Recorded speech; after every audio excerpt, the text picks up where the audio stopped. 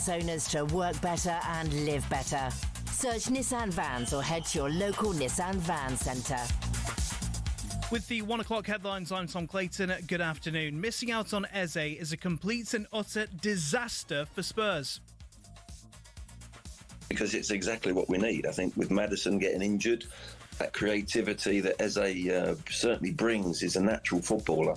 That's Glenn Hoddle speaking to us this morning. We understand brings up the expiration date. We understand that Arsenal and Palace have agreed a fee in excess of £60 million for the forward, completely gazumping their North London rivals. But does it spell added pressure for the Gunners' boss? That's Simon Jordan saying that could bring up the expiry date of Mikel Arteta. Now, it remains unclear as to whether Eze will play for Palace tonight after Oliver Glasner said yesterday that he would. Palace are facing Norwegian side Fredrikstad in their Conference League playoff. Nicholas Jackson is being left out of the Chelsea squad to face West Ham tomorrow. He is available, but Enzo Maresca says he's happy with Liam Delap. And João Pedro, West Ham v Chelsea, is talkSPORT's exclusive commentary tomorrow night from 8 o'clock. Now, a couple of new signings to tell you about. First, Bournemouth have announced the arrival of forward Amin Adli from Bayer Leverkusen. That's a 5-year deal. Meanwhile, Leeds have brought in Swiss forward Noah Okafor from AC Milan. And legendary Australia rugby captain Will Genia has announced his retirement from rugby, aged 37. He's played at 3 World Cups and earned 110 caps for the Wallabies. Get more on talksport.com. talkSPORT News. More bad news for the government as a number of asylum seekers being housed in hotels has gone up by 8% since they took office. And Lucy Connolly, who was jailed for stirring up racial hatred on the day of the Southport murders, has been released from jail. More from the news team at past. talkSPORT weather with QuickFit. With a huge range of premium brands available, we've got what you need to drive away happy every time. Visit your local centre or quickfit.com and book today. Remaining largely dry across the country with varying levels of cloud, warm in the sunshine, a cool breeze on North Sea coast.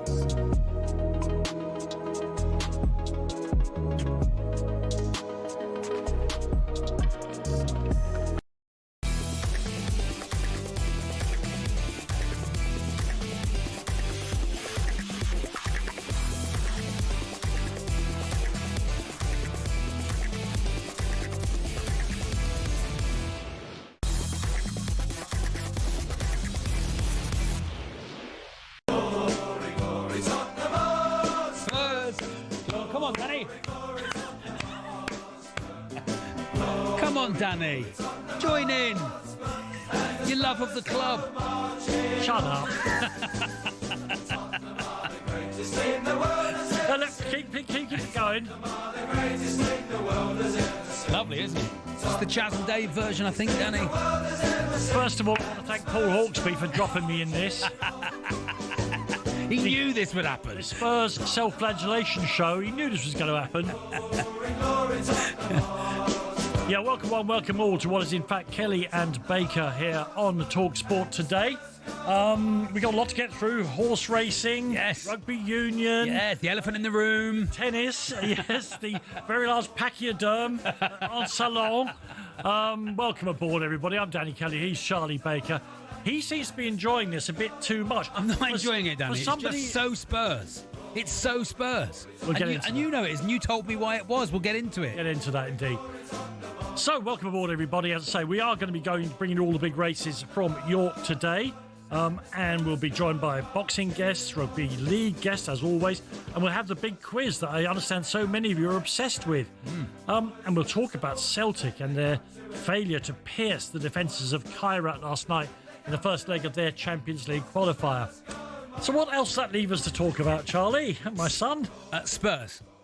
Okay. Spurs, Danny. Spurs. I know. All joking aside, I know you are pretty furious about this whole situation. Let me go through this. Now, there'll be plenty of people who support Arsenal, Chelsea, etc., who are listening in now to hear how embarrassed I am. I'm not embarrassed because I don't do embarrassment. I don't like embarrassment. I don't like guilt. I think they're useless emotions because they don't bring you any energy.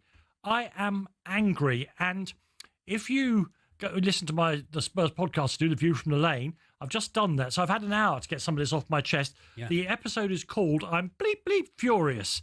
And it does alliterate. Yes, indeed. Because whatever, look, first of all, no, as an Arsenal fan, he can do what he likes. Arsenal are entitled to hijack whatever deals they like. But for the Spurs hierarchy, for the second time in 8 weeks, to make a complete dog's dinner. No, I'm just checking with Fido. No, he wouldn't eat that. It's too horrible. He's not having that. A complete dog's dinner of a public transfer and doing it in the full glare of publicity as well is unforgivable in many ways. And I'm going to say this about it, Charlie. The propaganda that comes out of the club is that Daniel Levy is this great negotiator. Sorry, Simon Jordan. We're mates, Simon and I, but I don't agree with him. He's a terrible negotiator because a negotiation is something that's successful if everybody gets what they want at the end of it, or at least some variant of what they want. Spurs are not getting these big transfers across the line. The 9th richest club in the world, I'm trying to think, I don't really count Solanke because he was on the verge of, they haven't signed a current England player since Trippier when they brought him back from Spain. Really? Morgan Gibbs White would have been one. Eze would have been another. Somehow they've managed to kibosh this. And again, on the podcast a few weeks ago, when they were all of the big wigs were out swanning about in Korea on the tour, this sort of lap of honour for Son Heung-min. And I said, why are they not sorting out the transfers? And the young people said to me, "But Dan, don't be so naive. It doesn't matter where you are in the world now. We've all got electronic communication." All the rest. I said, "It's not about that. I'm not a fool. I know that they can make a phone call from Seoul. It's the focus. Yeah. You shouldn't be out, getting a massage and eating the sushi or whatever it is they have in South Korea at that time of the year, when you should be behind your desk sorting out the Spurs squad." Because here's the problem. Spurs won the Europa League, but they were miles behind in the Premier League. They have since then lost Maddison for the season. Son has gone. It is arguable. No, it is a fact. They have a weaker squad now than what they had at the end of last season when they finished 17th. What are they going to do about it? Messing about with transfers for week after week after week after week. Pay the money. Big club. Right. No, last thing on this before I get Charlie speak as well. I promise you all, by the end of this transfer window, there will be, obviously, there's going to be a record amount of money spent. It's going to be something like $2.5 billion. There's also going to be a record number of transfers. Clubs are becoming more and more American, and they turn over the staff, because they've got American owners, they turn over the staff each. Liverpool will have signed 7 or 8 players. Chelsea, 10. Manchester City in the last 2 transfer windows have probably brought in 10 players, and so on. So to sit there on your hands, not improve the squad because, these deals, the big Premier League deals, they're very hard to do, say the journalists. No, they're not. Everyone else does them. They go in, they offer respectfully the club they're dealing with the correct amount of money, and they said, absolutely, and we're nice doing business with you. Hopefully we can buy one of yours somewhere down the line. Thank you very much. And they shake hands. Daniel Levy and his gang, there's a whole load of them. You see them in a big line when they all sit together at the games. They fiddle, they faddle. I don't know what they were doing. They could, in the end, the money they were offering for Eberechi Eze, they could have just triggered his buyout clause. Yeah. So I don't feel embarrassed. I don't feel let down by Eze or, and Arsenal doing what they're doing. I am furious that Spurs, who are supposed to be this well-run club, can't do the simple thing, the most important thing, and that is to improve the playing side of the team. I think the embarrassment for fans comes about because it seems so public. It seems like you're shouting about who you're going to sign. I have a phrase which I've heard and I repeat often, which is, don't tell people you're going to the moon, call them when you get there. And I feel like the same with Spurs and their transfer activity. You often think, don't tell us who you're going to sign, tell us when you've signed them. And that must be what's so frustrating, Danny. There's definitely an element of that, because what this allows then the senior officers of Tottenham Hotspur Football Club to do is say, we tried. Yeah. They've got this great, they think it's a great shield. We tried. Well, tried doesn't cut it in a business as competitive, as cutthroat, to use a phrase, as professional football. Tried doesn't cut it. You get it done. Yeah. And then, as you rightly say, you boast about it. Now, on the other side of this, just so Arsenal fans know I'm not lost my mind, I think it's a great deal for Arsenal. 2 reasons. One, he's a bargain. The money he'll get him for for a tried and tested Premier League player. I was amazed at the fee, actually. It's a bargain. Yeah. Secondly, Spurs spent 3 weeks trying to do the transfer. In 3 hours, Arsenal solved their 2 biggest problems. 1, Martinelli is not quite up to the speed of the rest of the team. And 2, they are a tiny bit predictable in attack. Eberechi Eze solves both those things for 68 whatever million quid it is, and solved it in 3 hours. So, we're going to talk to lots of people about this, Spurs and Arsenal people. As an England fan, I'm pretty pleased, actually, because it gets him playing with Rice. Saka. And it gets him playing with Saka. And it makes you go, for the England team, for them to be club mates, it is fantastic. Can I try to express in the English language how little interest I have in that? Is that okay, Charlie? For neither Spurs nor Ireland, it's awful. Yeah, it's awful for both those things. And of course, the Ireland thing, Spurs have now also got the problem of what they're going to do about it. Because I tried to think again on the podcast this morning, what player or combination of players could they bring in who would somehow make this feel less vinegary in Spurs' mouths? Yeah, we couldn't think of one. No. We couldn't think of how it would someone work. you could sign. In the end, I was saying to you earlier, Garnacho maybe. Similar positions, similar player. I would like to watch a team with Garnacho, Richarlison, and Christian Romero in it, just for the aggro. That would be good. Listen. In the end, we decided we'd bring back Dele Alli and Christian Eriksen. They're both out of contract. They'd work for reasonably cheap, wouldn't they? Yeah. I mean, in fact, I think they should pay Dele Alli anyway, just because he's been through so much, and he was such a great player for Spurs. See him without he's still in contract at Como, but he's not going to get a game. Bring him back, just have him around the place. What normally happens with Daniel Levy in this situation when he's getting a bit of flack is he'll go out and he'll suddenly spend 80 million on someone, and that's not true. What Spurs' record fee is 60 million. Right. So he doesn't spend willy-nilly. He won't do that. Yeah. Look, should we take some calls, Danny? What do you think? It's if Spurs fans only for an hour. Yeah, if you want to answer them, by all means. We'll talk. We can talk to Spurs fans. Now, do you know the phone number? Because Andy Jacobs doesn't. 03717 223344. 03717 223344. If you want to come on and agree with me, Spurs by all means. Only. Yeah, Spurs fans only. We'll do Arsenal fans. Spurs hour. We'll do Arsenal fans between 4 and 5. 03717 223344. You can text us on 81089. The Twitter address is at talkSPORT. Listen, thank you for. I've got some of that off my chest. Yes. We will be talking to guests both from the Arsenal camp and the Spurs camp about this, much else besides. Now, the next guest has had a foot in both camps, but a sort of legend at Spurs for his 49-goal season in 1987. Amazing. And an Arsenal player for about 47 minutes. So we'll talk to Clive Allen next.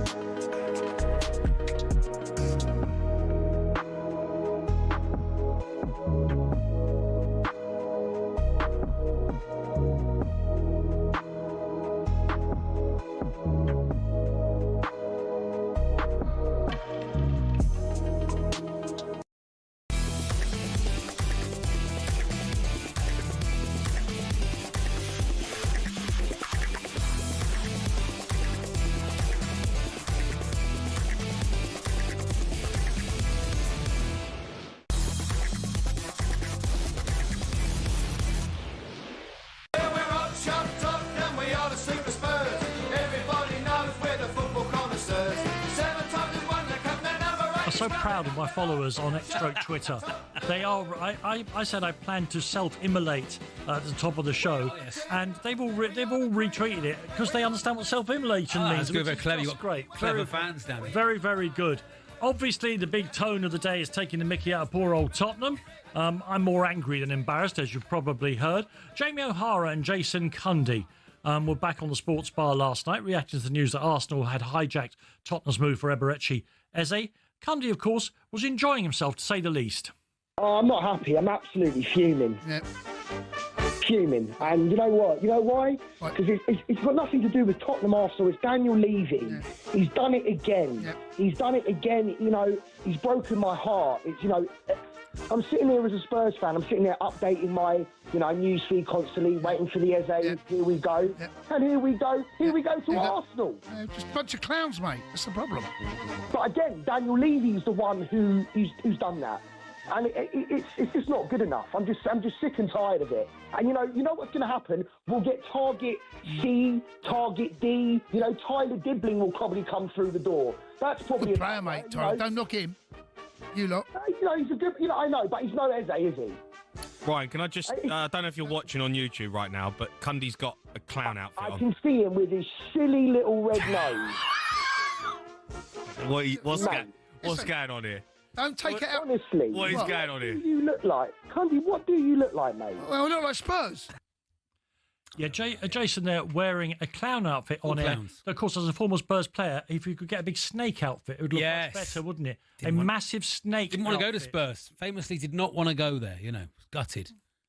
Pity about him. Was told he was moving. Anyway, sorry, Danny, carry on. Listen, we asked for calls 03717 22 3344. We will get Clive Allen as soon as possible. Michael's a Spurs fan. He must have got a blister on his finger how quickly he got onto the telephone. Hello, Michael. Hello, mate. How you doing? Oh, I've had better days football-wise, but on a personal level, I'm grand. What about you? What do you want to say?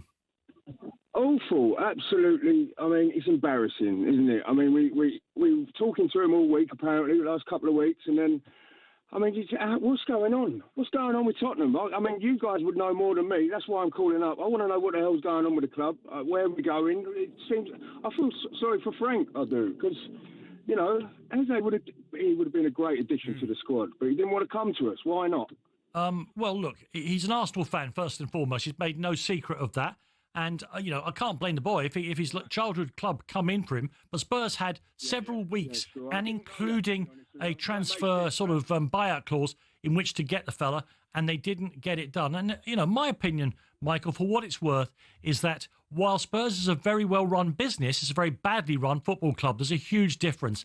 There is a laser focus on revenue, getting go-karting and Beyonce, and our most recent announced commercial deal with Boss, the suit makers, and all the rest of it. That's great when you're doing that. But all of that can only be of use if it's reflected on the grass, if it's reflected in improvements in the football team. And I don't mean the up-and-coming youth. I mean the actual team who plays in the Premier League week in, week out. And somehow that focus is that transmission of successful revenue into better football team is broken at Spurs. And whether it's willingly broken, unwillingly broken, it is just broken. Liverpool, Chelsea, Arsenal can do deals willy-nilly. Spurs are the 9th richest club in the world. They cannot get major transfers across the line. And it's a real, real shame. Thank you, Michael. I'll take some more of your calls in a little while. No, yeah, let's take some more calls in a second. But I think first we're going to talk to Clive Allen. Are we? Yes, Clive has first of all, good morning, Clive. Hello, Clive. Good afternoon, gents. Afternoon. It's afternoon, isn't it? As you can hear, Clive, I'm pretty high dudgeon about this, and I don't even know what dudgeon is. Well, Clive played for Spurs for 5 minutes, didn't you, Clive? So, you know... Clive is a legend at Spurs, 49 goals in 1987. He played for Arsenal for 5 minutes. Yes, he played for Arsenal for 5 minutes. But Clive, you know, am I going over the top, or is this at least a PR disaster for Tottenham? No, I think it's bitterly disappointing. But Danny, I think you have to understand, especially when a transfer window is in motion like it is, there is many deals that these things are happening where clubs will step in late. Supporters at times don't know all the details, all the facts, and obviously this is a late one. Arsenal have stepped in very late. Tottenham were trying to do the business that they wanted to do, but there are transfers that just don't happen for you, and obviously this seems to be the one. Eze's a talented player. I think he's ended up with the choice, and he's decided to go to Arsenal. Is that what you think it is? Then we used to just not know about these things, Clive, but because of social media and talkSPORT and 24-hour rolling news, now being the news agenda, we just know these things don't happen anymore. Well, I think if you were in the inner sanctum and wheeling and dealing in the way that they do with the agents now, and the way that they all talk, the clubs talking with the agents and the players, and there's so much going on all the time that. And really, I think you alluded to it earlier. Is that the only time you really know is when they announce that they've signed. Until that point, no deal is ever completed. But other clubs seem to manage to do it, Clive, without these huge build-ups. And you're right to say the Eze thing could have happened to any club any time. But then when you put it on the back of the Morgan Gibbs White thing, where for a whole different set of reasons, Spurs went very public and didn't get it done, it starts to look like a pattern to me. It certainly looks that way with these two particular transfers and the way the dealings have unfolded.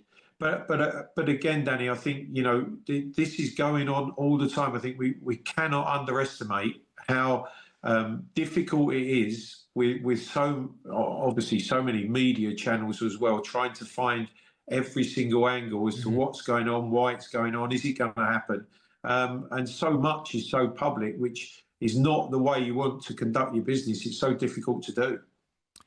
I guess the question, obviously, Spurs fans can't be going around crying about Eze because that's happened and stuff that's happened is over. Where do they go from here, Clive? Because the transfer window is we're almost into single figures. Clubs won't want to sell their best players because they won't get a chance to replace them.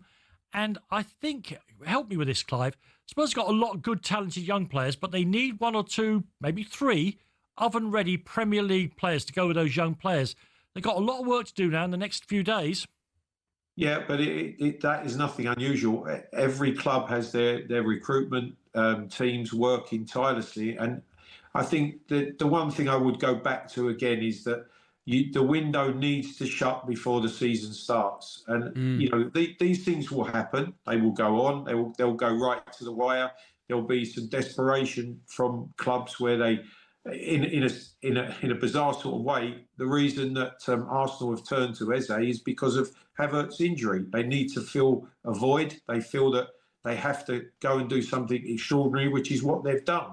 But this will continue to happen with the window open once the season has started.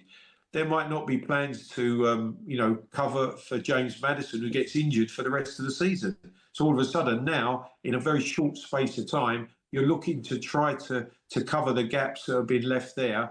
And the wheelings and dealings become quite ridiculous. One positive I'd say is you've got a manager in now in Thomas Frank who does develop players and has a track record of developing younger players and bringing on players that aren't necessarily seen as 50, 60 million pound players and bringing them through. So, I don't think you're in as bad a position as you possibly would have been in the last couple of seasons. Well, absolutely not. Yeah, go on, Clive. No, I was just going. I totally agree. I think you couldn't say the emphasis is totally on the development of young players, but there is a lot of talented young players that will emerge. But again, we know how tough, how difficult the Premier League is, along with being competitive in all competitions. So you need that strength in depth of your squad. You need those little lines where the young players can see the glimpse of the opportunity, and that is something that I know Tottenham are working very, very hard at. Okay, Clive, listen, thank you very much indeed. We'll have to disagree, Clive and I. I think there's a dysfunction in the club. He thinks these are things that just happen. What do you think? 03717 22 3344. Spurs fans only for the first hour. Arsenal fans, there's a slot for you between 4 and 5. 03717 22 33. They'll try and swoop in and steal this slot, Danny. You and I will be replaced by Arsenal fans before the end of the show, Charlie. And a lot of you would think that was a very good thing as well. Don't forget, of course, Tottenham's next game is away at Manchester City on Saturday's 12:30 kickoff. It's live here on talkSPORT. Of course it is. And we'll see what Thomas Frank does about the number 10 position. I've ready to get rid of the number 10 shirt altogether and just try something completely new. Coming up next, though, we'll have a little rest from the Spurs baiting and move on to boxing. You're listening to Baker and Kelly on talkSPORT, and we're very glad to have you along for the ride.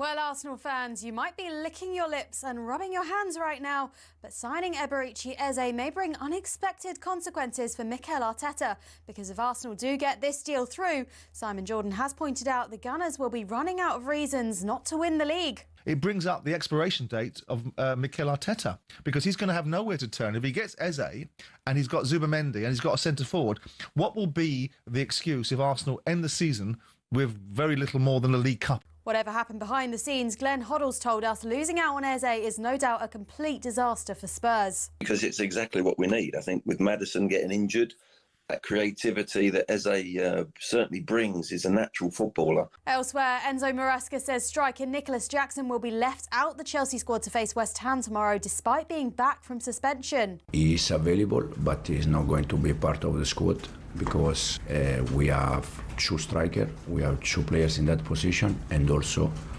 something can happen before the window transfer close. Jackson's expected to leave Chelsea after Maresca added Liam Delap and João Pedro this summer, and Nkunku won't be involved either. Remember, West Ham versus Chelsea is live on talkSPORT tomorrow evening. And in transfers, Leeds have confirmed the signing of Noah Okafor from AC Milan. He joins in a deal worth 18 million quid. All your latest is at talksport.com.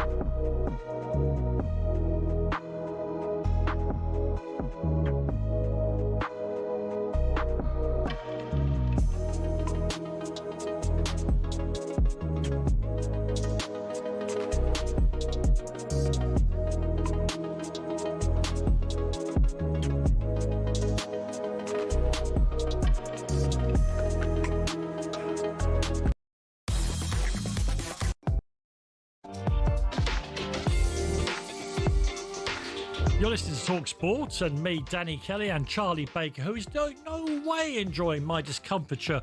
I'm not enjoying it, Danny, at all. I love Spurs. I actually really like Spurs. They're one of my top 4 teams, I'd say. If I had to describe your body language when I arrived before, yes, it was a man rubbing his hands. Well, it's together. drama, Danny, and it's drama. It's what we like. We love the drama. No, we don't. The whole point when it's not your team. It's great, isn't it, when it's not your team? I don't worry about other teams. We gave AFC Tottenham a thrashing Tuesday night. 3-1, I hear. 3-1 smashed them, Danny. Yeah, even smashed them. Sounds a little bit like Tottenham, doesn't it? It does, yeah. Tottenham. Yeah, Torquay and Spurs are next to each other in the when you have like a A to Z. Okay. An A to Z of football teams. And of course, they're connected because of Tottenham's record victories in certain games. And Cyril Knowles. They've given Torquay several tremendous thrashings over the years, but no, I don't know what you're on about. That's fine. Yeah. All right. Let's move on to boxing briefly, and we'll be talking. Well, let's get an expert on instead of me and Charlie messing about here. Okay. Yeah. It's Gareth A. Davis. Good afternoon, great. Gareth. Hello, Gareth. Good afternoon, broadcast legends. How are you, Danny? Great to see you in the studio. Enjoyed you with Simon Jordan in the week of our big fight in Wembley Stadium. I thought you did a fantastic job. Oh, but just for people who didn't know, that room in Wembley where we were waiting for Alexander Usyk, who didn't eventually make it. By the end, Gareth, there were about 50 people from the boxing industry crowding into that room, broken-nosed old fighters, managers with Rolex watches the size of coal hole covers, and all kinds of hangers-on. You'd have known every one of them. I didn't know any of them. Gareth, let's talk first then about. Look, you're very good at making the surreal world of boxing seem realistic and proper. Jake Paul against Gervonta Davis, complete mismatch in size and everything, and yet this is a fight that people will pay to see. Exactly. It's a mismatch in terms of 7 weight divisions. What? If you think that Gervonta has come up 2 weight divisions and he's the world's lightweight champion, 7 weight divisions difference, 8 inches in height, 5 stone in weight between them, 70 pounds. It's an extraordinary matchup in so many ways. They're calling it, in inverted commas, an exhibition. But I've got to tell you one thing. We've all sighed a collective breath of relief that Jake Paul is not stepping in, at least for now, against Anthony Joshua. Yeah, Boxing's got away with one there, but maybe we're out of the frying pan and into the fire with this one when we see the 2 guys next to each other. And as Jake Paul's already said, I'll be stirring up the little midget on the way up through, or the elf as he called him, the poisonous little elf in the build-up. It'll be a lot of drama, a lot of fun. November the 14th in Atlanta. Still not sure that we should be condoning these kind of events, but it's better than Jake Paul against Anthony Joshua, in my view. For sure. We watch these fights, some of us, I think you call it hate watching, because you finally want to see Jake Paul catch one and absolutely go up against a proper fighter. Is this the one, Gareth? Well, Tank Davis, age 31, is going to have to use the leaping left hook that he throws so brilliantly. The Superman punch, the punch that gets him in range. I really can't work out at the moment how this fight is going to play out, other than Jake Paul trying to withstand the punches of a much smaller man, who is, by the way, in the top 10 pound for pound. He's a brilliant fighter. He's had his own troubles inside and outside the ring. He's just been released from a charge of domestic battery, which means household abuse of his partner in the United States. He was arrested and then released, which is a relief as well. But it's going to be an odd contest. But they're all odd contests with Jake Paul now. As you rightly mentioned, Charlie, I was there with talkSPORT at the Mike Tyson Jake Paul event last November, and it was enormous. All the cameras are out. Danny himself goes back to years ago in sport when Mike Tyson was in his pomp and we were all beginning our time in boxing then. And people were there as almost fight night tourists, I can call it. Yeah. Even wizened old journos that were there from the Telegraph. My colleague Simon Briggs, the tennis and former cricket correspondent, had his phone out and was telling me afterwards, my God, I couldn't believe it. It was so surreal watching Mike Tyson walk to the ring. Jake Paul creates these moments, and we can't take that away from him. But where he belongs in the boxing world, even though the WBA ranked him at number 14 in the world, which is a disgrace at cruiserweight, I really do not know yet. I think the phrase is a good big one always beats a good little one. What about a bang average big one? Does a bang average big one always beat a really good little one? No. No. That's a great line. No. But there are No, boxers exactly, and there are the Mr. rest Kelly. of us, and the boxers are good at boxing. Well, I hope that Gervonta Davis, given that he comes up to Jake Paul's navel almost, he goes for the body attacks and he chops down Jake Paul, and the brilliant little one beats the bang average very, very big one. It's like a sixth one would be a first year. Look, I was brought up to believe by people, that boxing was a very, very particular and special skill. And I have a friend called Simon. It doesn't need his second name out here, but he's a real person. He's not an imaginary friend. Simon was a decent amateur boxer. He is half my size. And occasionally, when we start to talk about boxing, he'll set himself in his stance and he'll move his hands at speed. And even now, in his 50s, I'm terrified of him because you can see he knows what he's doing. And I'm pretty sure he could send me into next Wednesday if he wanted to. Thankfully, he doesn't feel the need. But I'm sure he's full of foreboding about these sort of fights. Moving on, if I may, Gareth, to an event that happened here today in talkSPORT. We had the former heavyweight champion Daniel Dubois speaking exclusively to talkSPORT after sacking his head coach Don Charles after 18 months of their relationship. Jim White asked Daniel for the reason behind it all. Yeah, 100%. Just thinking, looking back, Don's been great for me. We won a world title together, but I'm just thinking about moving forward and how I can improve myself, and that was my decision. Can a new trainer get more out of you? I hope so. I'm willing to give everything I've got, everything I've got left now, at this stage of my career, and become two-time heavyweight champion of the world. That's my goal. I'm willing to do anything to get to that. And is that new man Tony Sims, Daniel? I can't say for now, to be honest. I can't say for now. I need to sit down and talk with my team first properly about everything, how the structure is going to be. But there will be an announcement soon on that, for sure. Daniel, a lot was made of this pre-fight party, before AJ and before Usyk. Yeah. It was also called a gathering. Were you opposed to that happening?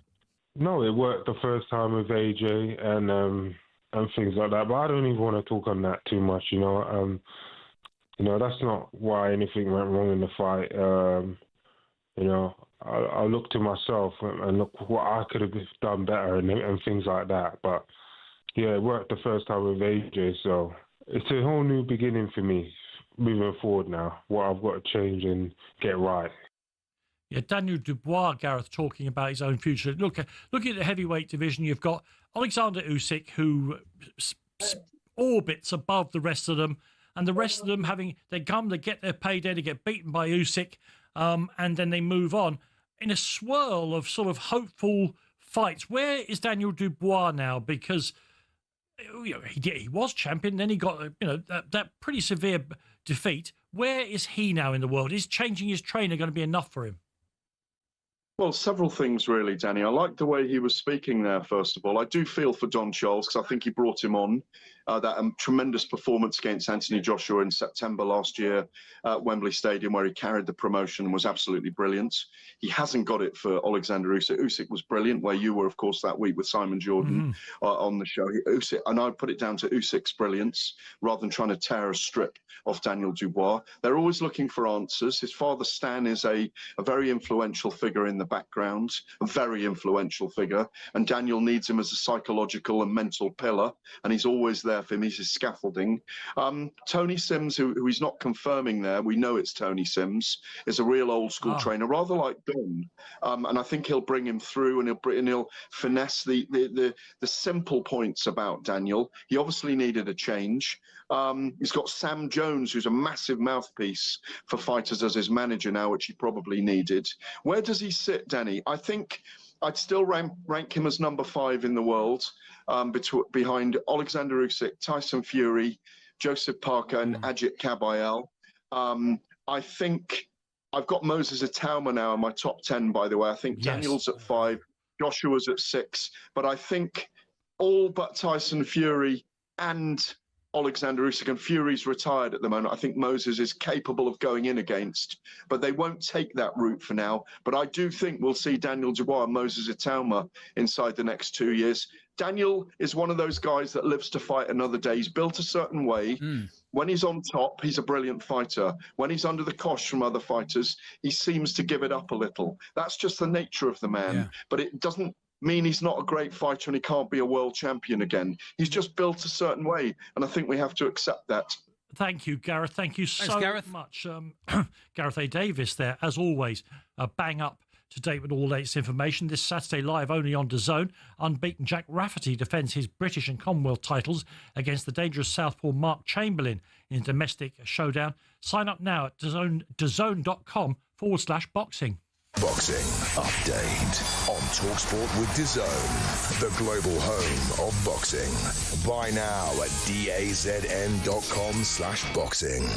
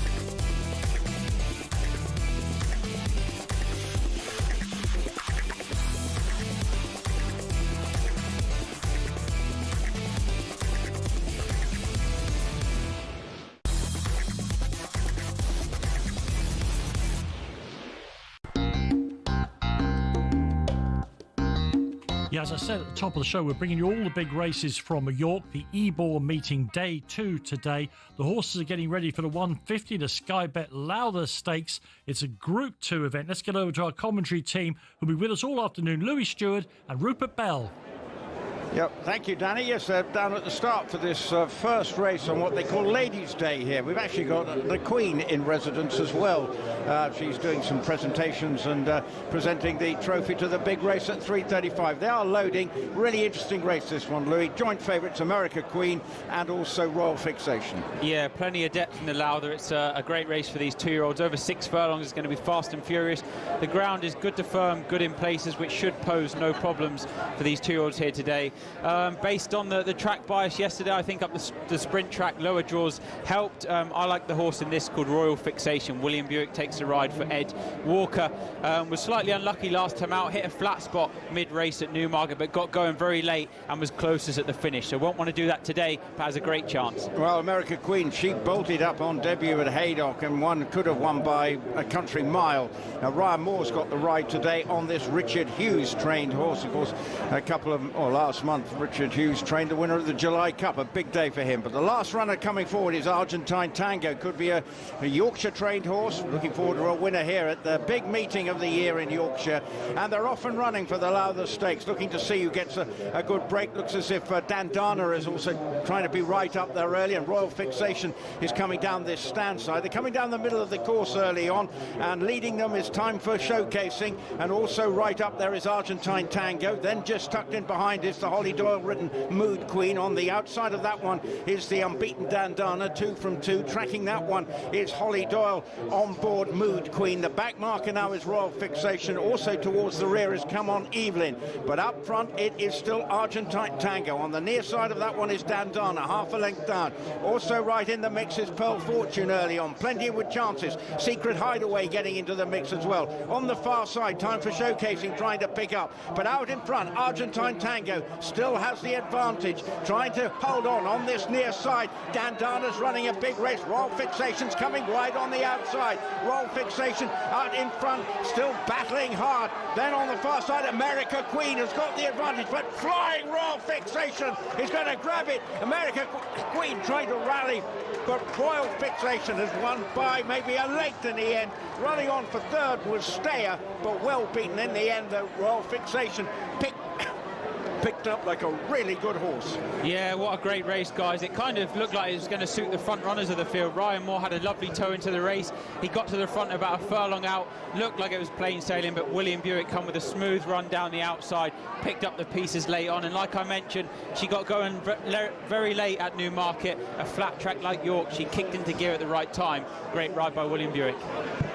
So Royal Fixation, the 5-2 joint favourite, beating the other 5-2 joint favourite America Queen. These two look above average fillies, but Royal Fixation has got favourite backers off to an excellent start in this Lowther Stakes. Absolutely right, and you, I mean, again, beautifully called, because you could have thrown one of Liam Gallagher's bucket hats over the horses as they were coming down the finishing straight there. I believe, guys, you've also got Alex Crook with you. Is that right? That's nice. Yeah, he knows more about racing than football. We've come to that conclusion, because he can't keep away from a race course. So good afternoon, Alex. Hello, Crookie. Good afternoon. I was on the wrong one there. I was on America Queen, to be fair, so that's a bad start to the day. But yeah, this is my second of 3 race meetings this week. I was at Windsor on Monday, here today, and I'm at Goodwood tomorrow night. Now, Alex, I hope you're enjoying yourself with the lads and having a lovely evening, all the rest of it. But, and this is not an accusation, I am making a list of all the people who told me that Eberechi Eze was going to Spurs over the past 3 weeks. Were you one of those? I never said it was done, but I said I expected it to happen. Obviously, Arsenal have come in, I think, really out of necessity because of the injury to Kai Havertz. Well, Spurs have got their own necessities. Well, yeah, and I guess the accusation would be that Tottenham should have got this deal done over the weekend. I was at the Tottenham Hotspur Stadium on Saturday, and the vibe I was getting then was that this would be a done deal, that maybe Eze wouldn't even play for Palace on Sunday against Chelsea. When he did, maybe that should have set alarm bells ringing. Sure. But from what I'm told, Arsenal's interest really only accelerated yesterday afternoon. That's how quickly this deal has been done. We did report in June that Eze was a potential target, but I think with Wanyeri signing a new contract, they've got Ødegaard in that number 10 position and Havertz as well. They felt they were pretty well stocked before the Havertz injury, but they've nipped in. And I guess for Arsenal fans, it's win-win, isn't it? Because the squad looks stronger. They've got 2, maybe 3 players in most positions now, and they've left Tottenham a little bit embarrassed. I've been told to move on from transfers and talk to Belly about where he's going to eat tonight, because everyone's most interested in that. Normally which forecourt he's going to eat on, but I reckon in York you'll find something nice, wouldn't you, Rupert? I'm going to a tapas bar tonight. We've discussed this before. I don't want tapas. Yeah. Do you like tapas, Danny? I want my own dinner. Hang on, but you eat sushi. That's not tiny bits. I want my own dinner. At least that's all my plate. What are you going to have, Rupert? Do you share any? You've got kids. I'm not sharing. I'm not sharing my dinner. Sharing is caring, I'm told. Not tapas. What are you going to have, Rupert? We're a happy team, racing team, and we like to share and bond as long as I have it all. He'll share the food, but not the wine, guys. It's okay. Listen, the three of you, a tip, please, for the next race, the 225 Yes, please, yeah. Harry's $500,000 by Goffs. My tip is, where is it? I can't remember what I've tipped in this We'll do one. with mine. Mine's Antonella, Rod Millman's horse. Lewis Edmund takes a ride around 5-1. This filly won a big sales race at Newbury last time out. She was, by all means, weighted to win that day. She had a lot of weight in hand, but I think here today on a fast track like York, these 5 furlong races should suit her down to the ground. And as an homage to the Stranglers, I'm going for Golden Brown. Oh, very nice. I'll give you one at a massive price in this. Clive Cox has got 2 runners in the race. It's a race that he tends to target. When I backed this morning, it was 33-1. I think you could have got 50s in places. I'm going to try and get the pronunciation right. Wojciech, number 17 on the race card. So thank you. You definitely do know more about racing and football. Yeah, well, that's been proven in the past 36 hours, hasn't it? Crookie's also linked him to Chelsea as well, Wojciech. So looking forward to that. Everybody else. Listen, thank you to all 3 there, Rupert, Louis and Alex. At least 2 of them will be back very soon. They're, of course, talking about Goffs, who are sponsoring the next race. That's the big sales yard in Ireland. Oh, is it? Okay. I forget just how I live in the racing corridor of the world. Yeah. When I leave Dublin Airport tomorrow evening, having done my stint here at talkSPORT, Paul Hawksby will be glad to hear, be back next week. Yes. I will pass within visual sight of Fairy House, the Curragh, Leopardstown, Naas Racecourse, Goffs Yard, and the last village I go through before I get home is Gorham Park. It's literally a string of the world's great racing places. Yeah, here you are asking Alex Crook for a tip. But Come on, Danny. There you go. The nearest village, not the nearest village, Locklin Bridge is where Willie Mullins parades his winners. That's about 4 miles away. So actually, everyone else around where I live is obsessed with horse racing. Of course they are. Of course they are.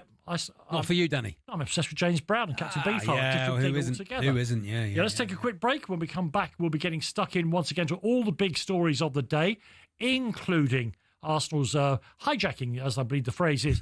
Good headline on the back of some of the red tops. Easy pickings. Very, very good. Nice. Very, very funny.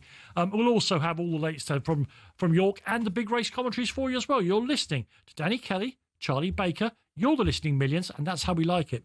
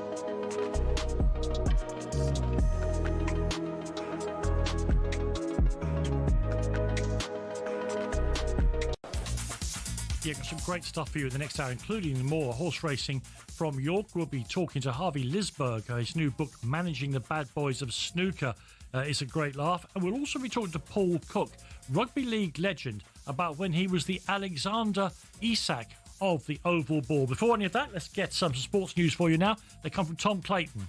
talkSPORT Sports Update, powered by the Nissan Van Range. Commercial vehicles that go the distance for your business. Search Nissan Vans or head to your local Nissan Van Centre. Danny, thank you. Good afternoon. Losing out on Eze might be a complete disaster for Spurs, but to add to that, it's not clear who else they can bring in. Glenn Hoddle says the Palace forward would have been the perfect signing. Quality comes to the top, and I just feel at the moment they do need that little injection of a couple of players that have got that extra bit of quality. They're not easy to come by. Eze will head to North London. It's just that it's with Arsenal. Some say it's come out of the blue, but Simon Jordan says that's complete rubbish. If people genuinely believe that Arsenal suddenly woke up yesterday morning and went, Oh, him over there at Palace. Didn't know about him. Let's have a think about him, shall we? No, they would have been in the background for some time, looking at the market, deciding what they wanted to do. So as we understand it, it's a deal in excess of £60 million. It's unclear if Eze will play for Palace this evening, though, after Oliver Glasner said yesterday that he would. They're facing Norwegian side Fredrikstad in their Conference League playoff. Now, he might be back from suspension and ready to go, but Nicholas Jackson won't play for Chelsea against West Ham tomorrow. He is available, but he's not going to be part of the squad because, as we already said, we have two strikers, we have two players in that position, and also we know that something can happen before the window transfer close. That's Enzo Maresca speaking earlier. West Ham v Chelsea is talkSPORT's exclusive commentary tomorrow night. And a couple of signings to tell you about. First, Bournemouth have announced the arrival of forward Amin Adli from Bayer Leverkusen. That's a 5-year deal. Meanwhile, Leeds have brought in Swiss forward Noah Okafor from AC Milan. Get more at talkSPORT.com. talkSPORT News. A teenager been jailed for 10 years for plotting to burn down a mosque near Glasgow while people were inside, and the number of asylum seekers in hotels has gone 8% since Labour took power. That's an increase of 8%. There's more from the news team at past. talkSPORT weather with QuickFit. Get a free vehicle safety check at all of our 600 centres nationwide to keep you safe on the road. Visit your local centre or quickfit.com and book today. Remaining largely dry across the country with varying levels of cloud, warm in the sunshine, a cool breeze on North Sea coasts.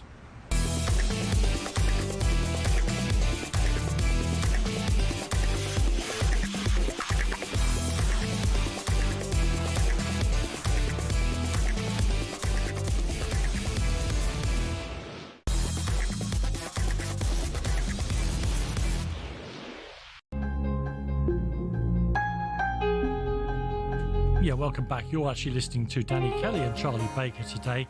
Not an increase in quality. I think we'll all agree on that. But at least we're holding the fort for Paul, who is on holiday in Italy and has just sent me a lovely picture. He's outside an ecclesiastical suppliers. Oh, yeah. And there's I'm thinking it might well be a chasuble, I think is what the priest wears. Okay. His outer vestment.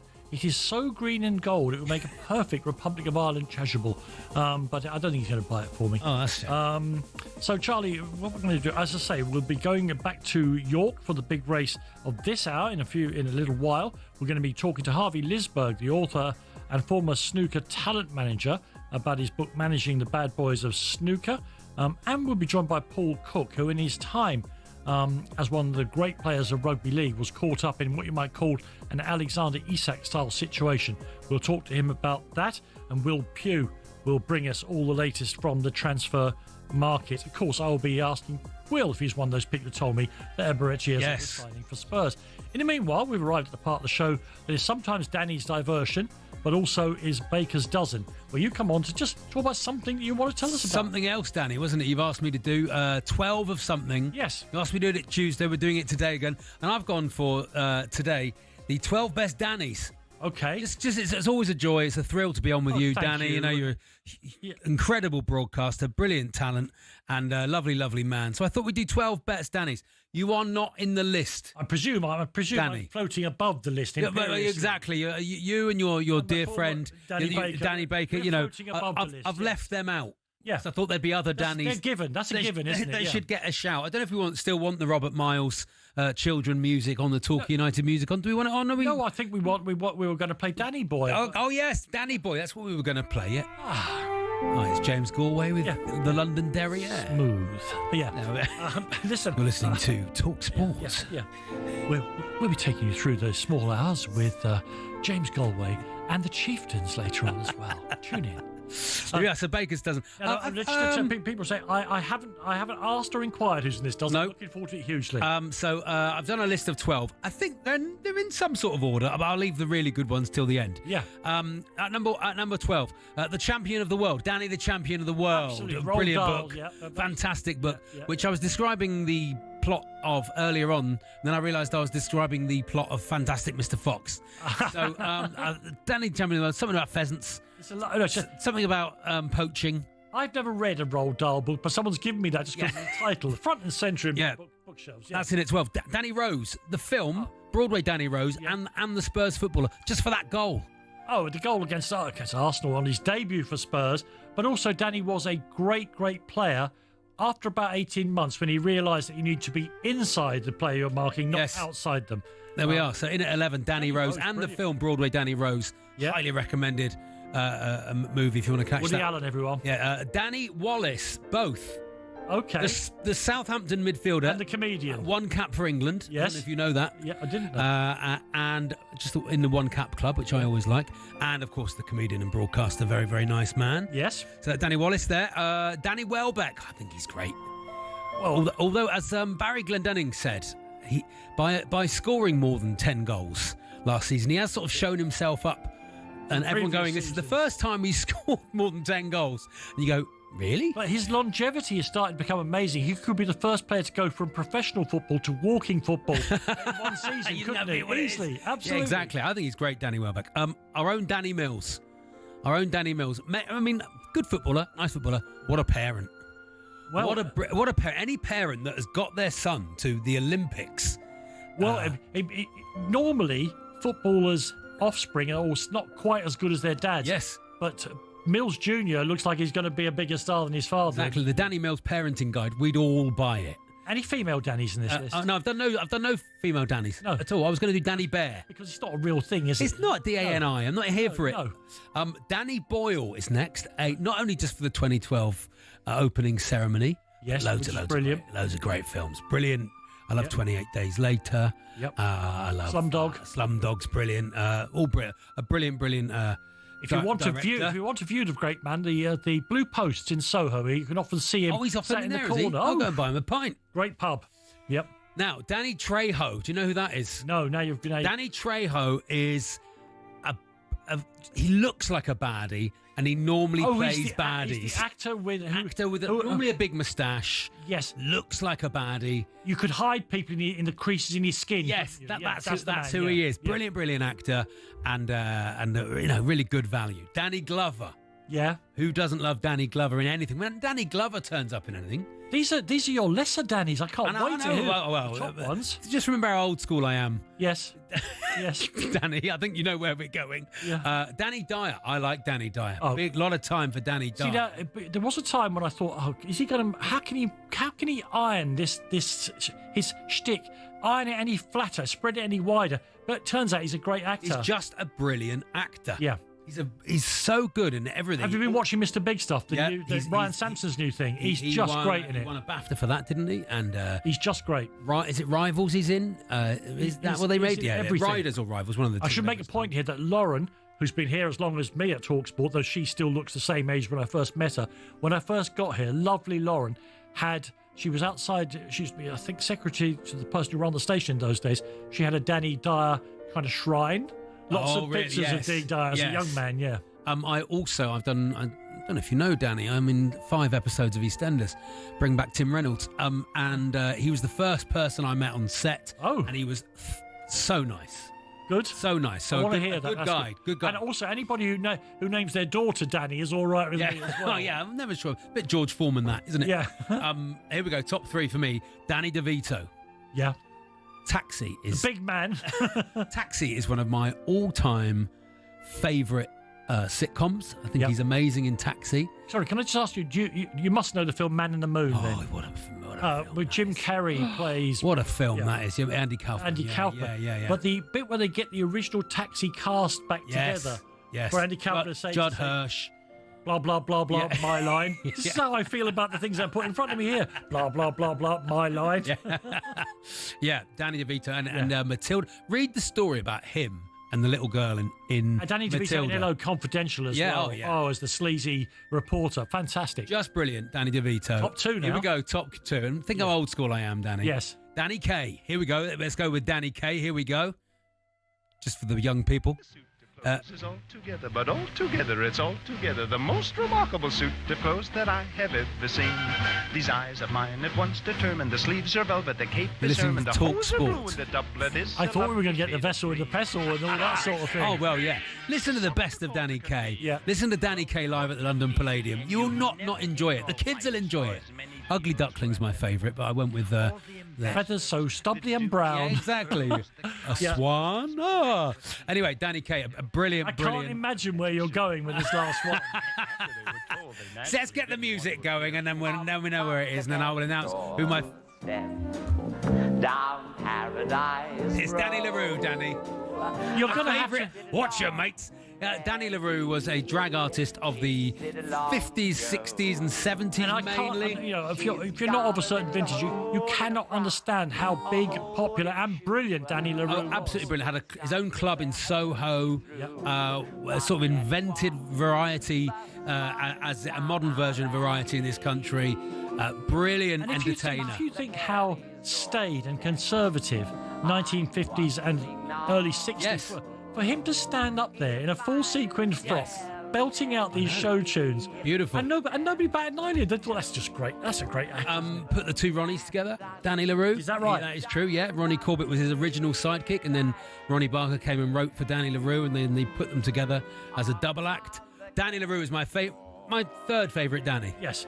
Listen, if he's missed out any great Dannies there, just text only. Yes. 81089, 81089. Charlie is very carefully working out how to use the text in the new studio, and we'll read out some great Dannies that he may have missed out on there. I haven't got much time to do my diversion today, but having moaned about actors mumbling, I'm now on to another old person thing. Now, I have absolutely no problem with saving the planet. I'm all for it. Okay. And nor do I have any problem when they changed the way that...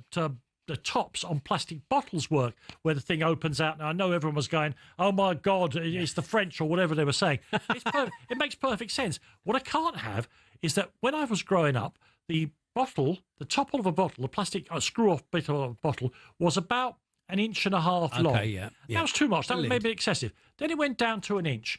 Now, gradually, and I think it's a phony baloney attempt to save plastic, but in fact, it's just so the manufacturer doesn't spend any money.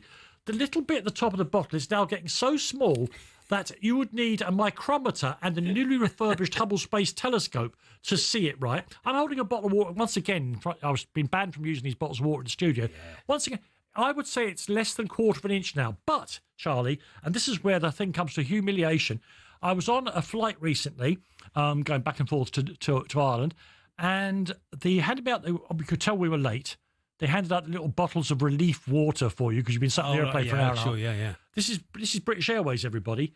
The thing at the top was less than 1 millimetre that you had to try and get your fat fingers on and unscrew it. In the end, I handed this to the woman next to me. She could see I was struggling, and she opened it. She did it for you. She did. So you can't throw it at the players. I was surprised then when she said to me, "Would you like a blanket for your legs?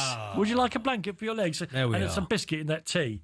Listen, thank you for your top 10. Mick says Danny LaRue, one of Cork's most beloved performers. Yep. You know he's from Cork. Fantastic. Danny DeVito crawling naked out of a sofa in It's Always Sunny, the best Danny DeVito scene ever. What about Danny Drinkwater? Why have you not said Danny Murphy? I left some footballers out. Yeah.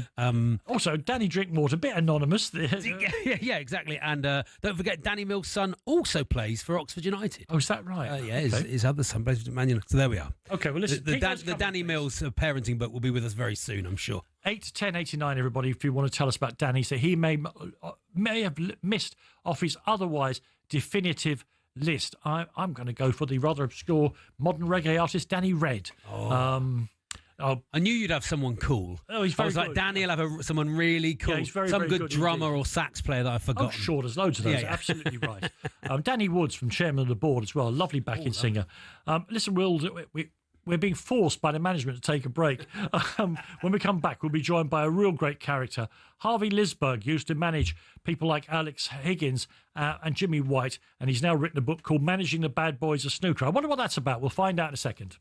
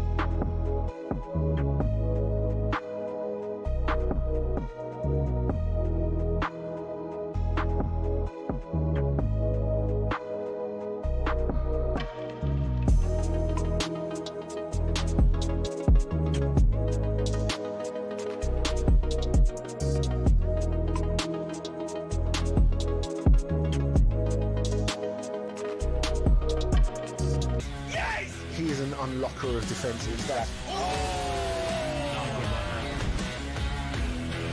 If you've got a problem or something to say, You don't have a right to say anything about something. I do. This nonsense kills the game.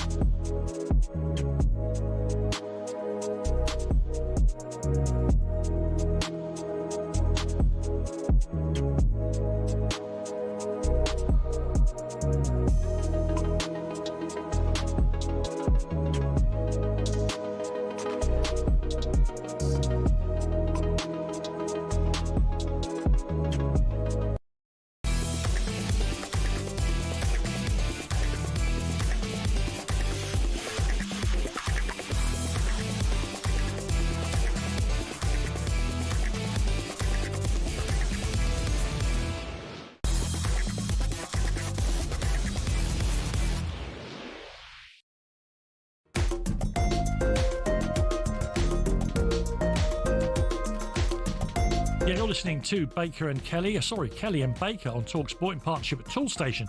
Now this summer, shop Toolstation and their award-winning Hawksmoor lawnmower range in store, on the app and online. Next stop, Toolstation.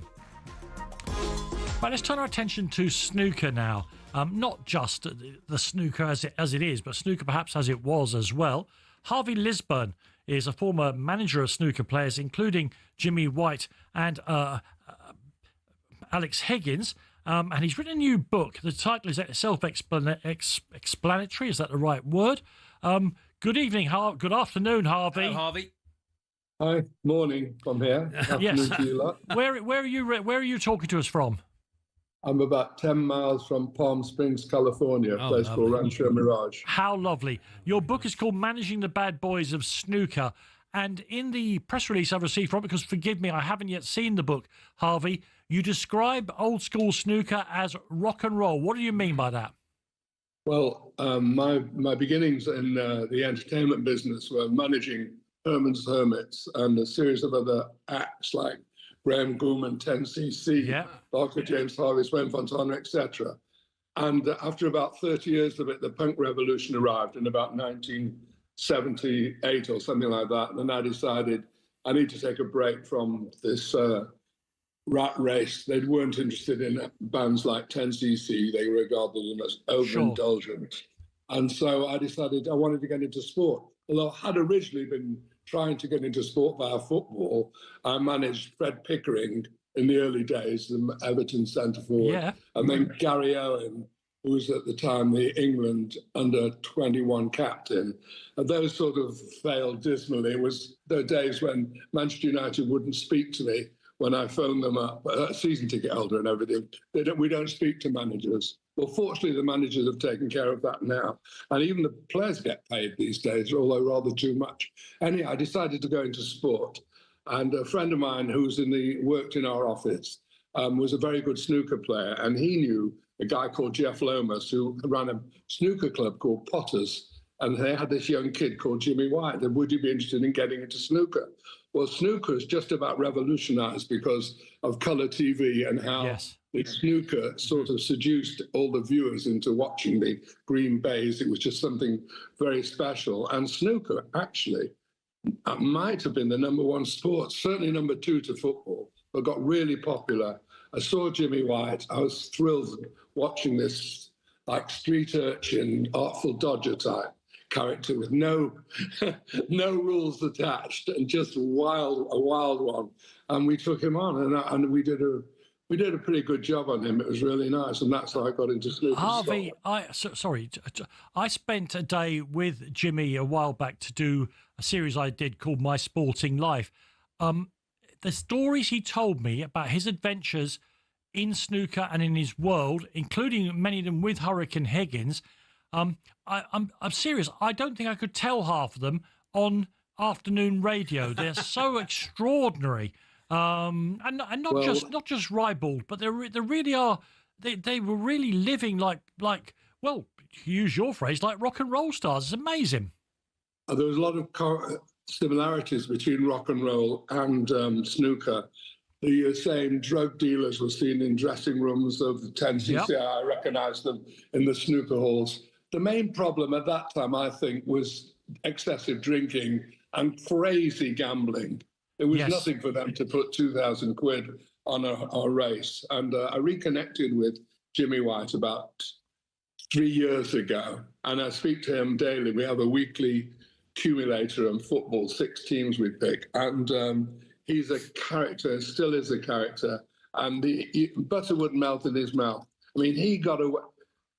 Apart from Higgins was totally crazy, but Jimmy was not totally crazy, but did crazy things irresponsibly, like trying to get a Daily Mirror reporter who'd done him a favour to do an interview with him in a hotel, the Grosvenor Hotel in London. And Jimmy decides to get this reporter after the game into bed. And I get a call from the editor of the News of the World saying, we're running a 2-page story on Jimmy White tomorrow. Did you know he's with this woman? He was married with her at the time. Obviously, it was not the sort of thing I wanted to get in the paper. My job as a manager, as a rock and roll manager, a lot of the time was to keep the press away. But fortunately, I was very friendly with Les Perrin, who was my press agent for Herman's Hermits and so forth, and 10cc. And I said, what am I going to do? They're going to do a 2-page spread on Jimmy. This is going to be terrible. I'm trying to create an image that is a nice boy next door, which he wasn't. But, he was a lovely boy, whatever you say. And Leslie Perrin, who'd handled Frank Sinatra and the Rolling Stones, to name just a few small clients, said, don't worry about it. Harvey, listen, thank you so much for joining us. I'm sorry to cut him off. The book is called Managing the Bad Boys of Snooker. I'm only cutting him off because it's time for our next race, the Harry's $500,000 by Goffs from York. Let's get back to our commentary team, Louis Stewart and Rupert Bell. Thank you, Danny. Yes, this race is worth an awful lot of money. It's a sales race. Explain, Louis, for because suddenly there is a first prize of well in excess of £600,000. Yeah, so a sales race could be, there's obviously lots of conditions towards sale races. It kind of sometimes depends on how much the horse costs at the sales to whether they can get in these types of races. It's obviously hosted by Goffs Millions. They have plenty of big sales races throughout the year, especially one in the Curragh that's worth an awful lot of money too. So jockeys will be fast and furious and elbows out in this one because there's lots of money all the way down to, I believe, 8th place. And so looking at this race, Tajij is a class act, but it's got to give weight to the rivals. Holly Doyle on board this Archie Watson trained horse. Yeah, so Tajij is our highest rated horse in the race, carrying 9 stone 9, and the rest of the field carry 9 stone 2, and that is because Tajid has won a Group 3, so won a bigger race than the rest of the field, so does have that weight penalty against him. Yeah, that means that Holly Doyle is probably carrying quite a lot of lead in her saddle because she's not the heaviest, but she is certainly if you see some of her footage in the gym, she is quite terrifying, along with her husband Tom. They do a lot of working out, and she knows how to get a horse home, and Tajij is one of the market leaders. It doesn't look necessarily the deepest race, some people sort of because of the nature of it, but others to note Anthelia must be there or thereabouts. So this year they look interesting contenders. Yeah, so Anthelia is trained by Rod Millman, ridden by Lewis Edmonds, rated 94 in this. So just to get a gauge on this, Anthelia rated 94, Tajij, our highest rated horse in the race, at 106, so a bit to find on the ratings, but Anthelia, very good winner last time out of a sales race at Newbury, and she's also won a listed race earlier on in the year. A fast horse, loves 5 furlongs, should come from around mid-div with a great turn of foot, so a few to look out for in this, but I would say it's going to be a fight between the top 3 or 4 in the betting. You probably don't remember the Stranglers, do you? I don't, Rupert. Well, anyway, they had a big hit with Golden Brown, so I must admit I have a sneaking regard for the Kieran Schumacher ridden Golden Brown, who looked unlucky last time, and if he can get a good run, I don't think we'll be too far away. And Ed Walker, of course, won the first race with Royal Fixation and looks to have a bright future after winning the Lowther Stakes, and has been given some quite decent quotes for the 1,000 guineas next year. So that he'll be hoping to follow up with Golden Brown. So coming forward, I can see Lewis Edmonds on Anthelia is coming forward. Also coming forward is Cotai Bell is being brought forward. Not many more to go in then. 6 furlongs is the trip. And low numbers from the draw perspective seem to be just rearing up. I can see Wachek getting a little fractious in the stalls, and we've seen 1 or 2 instances of horses rearing up. We had a bit of a moment earlier when one horse reared up and then the jockeys carried on, didn't they? Yeah. So basically, to put it in a different perspective, these are young horses, 2-year-old horses that have not got much experience under their belt. So a big, busy day like the York Ebor Festival is going to be all new to these horses. And when they canter down to post, the fans are right on the rail where they canter down. So it's going to be a tough call for Rupert here. 21 runners. I'm relying on you, young Louis. I'm going to be spotting as best as I can, Rupert. Right, yeah. Well, Golden Brown has just been given the old heave-ho to get into the stalls. 4 stalls handlers, now maybe 5 stalls handlers, have given that horse the push in. And just a couple more to go in. Boston Dan is going to be one of those. Also yet to go in is the Oisin Murphy Ardisia. So just taking a little bit of time to get them into the stalls here. And coming forward, I can see Diamond Alexander on this will be coming down the stand side. Last to come in will be the Hugo Palmer trained Ardisia and Oisin Murphy. But I also expect this one to be in a pretty prominent position right from the start. They're set then, 21 runners for this Goffs sales race, and a pretty level break, maybe one that was a little slowly. Kama Chameleon was a little slowly away, and Parada Diva a little slowly away as well. But on the far side, Tajij is in a very prominent position. Also on this near side, Diamond Alexander's right up there, and another one right up there is Ricky Tiki Rikki Tikki. They've gone into one large group and then 3 horses ploughing a lone furrow down this near side. But leading them, it is Holly Doyle on Tarjeeves. Then Golden Brown is right up there. Another one right up there is Song of the Clyde in that far side group. Another one right up there. I can see Saffron Dandy's not too far away. But Tarjeeves is trying to make every yard a winning one. On this near side, they seem to be struggling with Rikki Tikki. But Tarjeeves is out in front. Golden Brown picking up now, flying. It's Song of the Clyde is maybe the one who's got the best run through, and Song of the Clyde and the Frontline Fury, and Boston Dan is picking up. But it's Song of the Clyde and Boston Dan who are the ones out in front at the moment, and bravely hanging on. Song of the Clyde and Ross Orion may just have the advantage, and they are going to win by a length, getting a good sprint with about a furlong to go. Boston Dan was challenging on the outside, but never in the end looked as if he was going to get ahead of Song of the Clyde, and running on was Ardesia for 4th spot.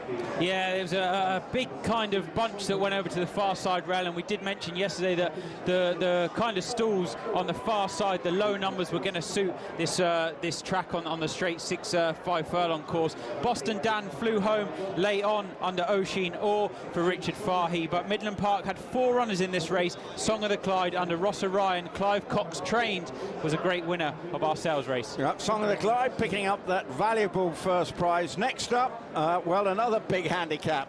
Got to go back to learning my colours again for the race over a mile, but there's just 17 going to post. Sisyphean is a non-runner, but a very competitive race coming up next here. Song of the Clyde, a 15-2 winner of our second race.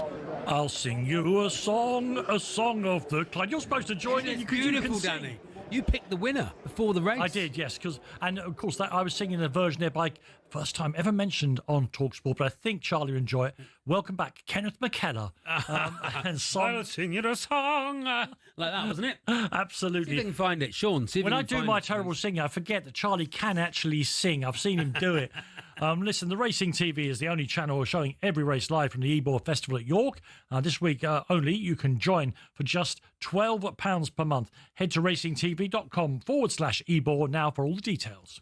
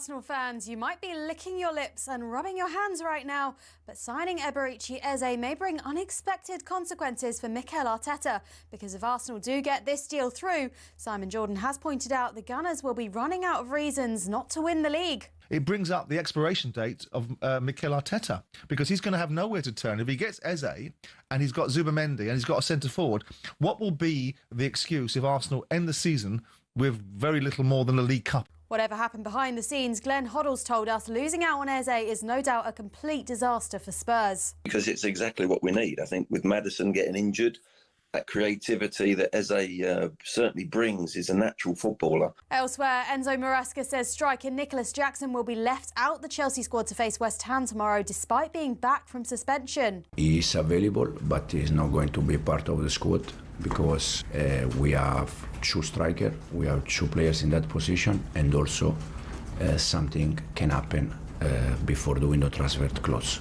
Jackson's expected to leave Chelsea after Maresca added Liam Delap and João Pedro this summer, and Kunku won't be involved either. Remember, West Ham versus Chelsea is live on talkSPORT tomorrow evening. And in transfers, Leeds have confirmed the signing of Noah Okafor from AC Milan. He joins in a deal worth 18 million quid. All your latest is at talksport.com.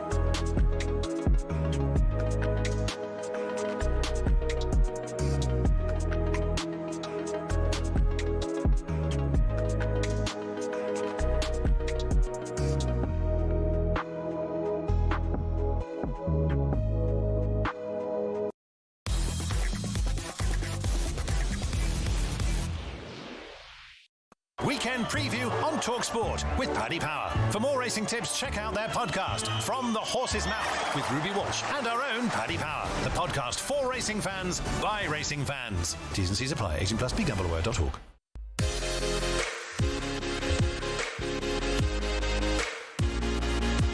Yeah, time to talk racing now. Here's Ryan McHugh from Paddy Power with all the latest news and odds. Hi, Ryan. Yeah, good afternoon, lads. Good afternoon. Hope you're well. Yeah, really good. Yeah, you're obviously continuing today, lads. The Soul Group one on the card comes up at 3:35. I thought the bet in that was a strange, even though Oaks winner Mini Hawk is a short price for Aidan O'Brien, unbeaten this season. She's on the 4-7 chance at the moment with herself. A strange is second favourite at 11-4. I thought the track would really suit her, and she's my selection in that one. Having a quick look ahead to Saturday's action, the declarations were in this morning for that. The Ebor is the feature of the whole entire week at York, and that takes place at 3:35 on Saturday. We're playing 6 places to each way bets instead of a standard 4. Willie Munn's Hip Hop Delaware is currently 3-1 favourite. He looks plenty short to me. I like to look a shadow dance in that at around 10-1. Elsewhere in the card on Saturday, the Soul Group 1 comes up at 3 o'clock. It's a City of York Stakes. 11 go to post in that. I thought that Lake Forest had a decent each way chance in around 12-1. If he was to come back to anything like his form from last season, he hasn't won a race this season, but I thought Lake Forest with that back class around 12-1 might be an each way bet. But plenty of York action to look forward to today, tomorrow, and of course the Ebor itself takes place at 3:35 on Saturday, lads. Thank you so much, Ryan. And remember, if you want to keep up with all the latest racing news, Paddy Power's From the Horse's Mouth podcast is available every week, and you can download the latest episode from your usual podcast providers right now. It's 18 plus and BeGambleAware.org. Weekend preview on talkSPORT with Paddy Power. For more racing tips, check out their podcast, From the Horse's Mouth, with Ruby Walsh and our own Paddy Power. The podcast for racing fans, by racing fans. T's and C's apply. 18 plus BeGambleAware.org. Now then, anybody who's been following the transfer saga, first of all, Eze, but more importantly, I think, Alexander Isak. Yeah. This thing happens in lots of sports and can get really, really nasty. Now, you all know Paul Cook, legendary rugby league player. He wrote a brilliant book about his career with our own Adrian Durham, and he joins, and of course you hear him on our coverage of rugby league all the time. He joins us now. Hello, Paul. Hello, Paul. Hey, afternoon, guys. How are we? Yeah, really good. And I'm very glad to see you there, smiling away on the screen. Paul, I think it's fair to say that within the world of rugby league, your own transfer across the city of Hull is perhaps the most legendarily bitter move of all time. Yeah, it was some time for me in 2007 when I agreed to join the bitter rivals of Hull FC on a contractual saga and a promise which was made to me. So I was listening on the way to Blackpool yesterday. I went up to Blackpool with some family, and it was really interesting listening to Simon Jordan and his take on things about, you know, contracts and club officials and what they can and can't say, and if somebody said something. And it took me back. I gave Adrian a ring actually on the way up, and we had a conversation about it. And yeah, it was just a real interesting one with regards to the Isak saga and what's going on with Newcastle and Liverpool. Yeah, I mean, if it is a gentleman's agreement, then it is often up to the management. That's why you have management to do those deals for you. And so, for me, if that is the case, then it's Isak's manager or agent that is completely messed up, Paul. Yeah, well, I'll take you back to mine. I agreed a contract with Hull, and I agreed the salary over 3 years. So it was a 3-year contract. And the reason that we agreed a 3-year contract was to include what we have called a testimonial in rugby league, which is a really big carrot for individuals to get to 10 years at each club. And we agreed that, and I was just about to sign the contract for 70. It's for a decent amount of money per year.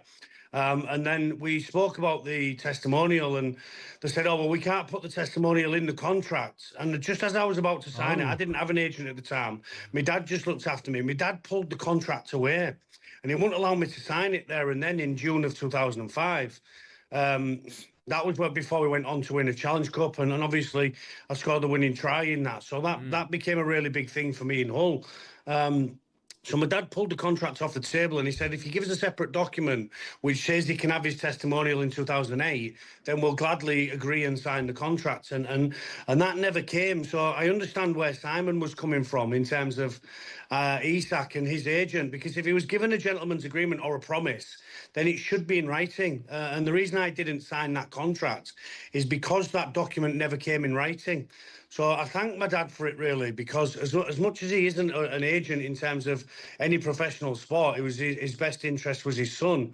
When he pulled that contract away, it gave me a leg to stand on when I did leave the club, in terms of not having that document, which was promised but never delivered. Paul, the wonderful book, and it really is very good, that you wrote with Adrian Durham, is called Judas, because that was what people started to call you. Looking back on it now, do you have any regrets about the move, whatever the circumstances, given the bitterness that followed you around? Do you have any regrets? No, not one. Listen, I live by some principles and morals that are part of my family and that have been passed down from my parents and grandparents. And I think what's right is right and what's wrong is wrong. And if you say something, you should do it. It's as simple as that. And I will go back to the Isak situation. I never once said I wouldn't train. I never once said I wouldn't play. I actually played on the Friday night for Hull FC before I resigned on the Monday morning. And I never missed a training session with them before I resigned. So, yeah, it's a little bit of a different situation in that regard. And I didn't sign a contract to keep me at the club, but I did play for 2 years, I guess uninsured by the game, because I didn't agree or sign a relevant contract because of the situation I was in. So I feel if you've signed a contract and you've agreed it, if there's a gentleman's agreement, then it should be in writing. And Simon was right yesterday when he said, I don't know of any individual, and you're dealing with insurmountable amounts of money compared to rugby league here with Alexander Isak. So I can only think that Alexander and his representatives have got this wrong. And if he has been given promises, why not come out in the statement and tell us who it was, which individual it was on his Instagram statement? There's no reason, if he believes he's right, to keep anything from anybody anymore. It's as simple as that. Yeah, I think although the finances are different, I think for you, the stakes are almost higher. You're born in Hull.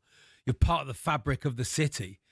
And you completely understand the rivalry between those two clubs. I think for Alexander Isak, footballers these days, whether we like it or not, 99% of them are mercenaries. So he's going to go where he thinks he's going to have most personal success.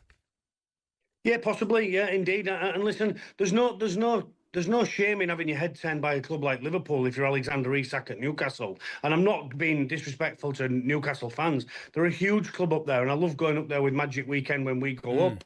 They're a massive club in the North East and in the Premier League. But when Liverpool come calling, and I agree with some of the Liverpool fans and Newcastle fans, if Alexander Isak can do that to Newcastle, then what's to say if Real Madrid come knocking in a year or two's time that he doesn't do the same thing? And I understand from Danny Murphy's point of view yesterday as well, football players do digress and they go backwards and they try and, force moves away from club. I mean, let's have a laugh about how many contract deadline days we've seen with people driving to different clubs and stuff. So, it does get quite comical, and I agreed with Danny again yesterday. The best agents in the game get deals done quietly and get it done without any animosity between each club or it becoming too public. And sadly, this isn't one of them situations. Paul, it's been a pleasure to talk to you, and great to see you as well on the screen there in front of me. Paul Cook there, part of our commentary team for the big game on Sunday when the Wigan Warriors take on Wakefield Trinity. That's live on talkSPORT, where we continue to be your home of live rugby league.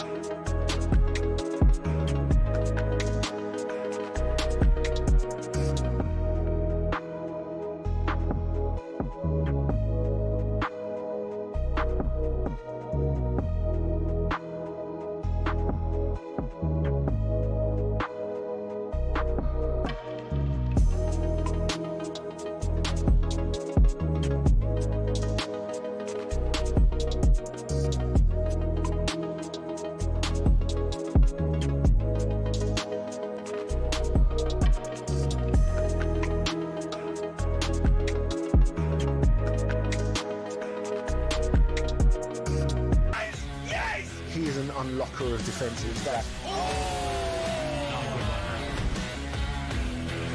If you've got a problem or something to say, you don't have the right to say anything about something. I do. This nonsense kills the game.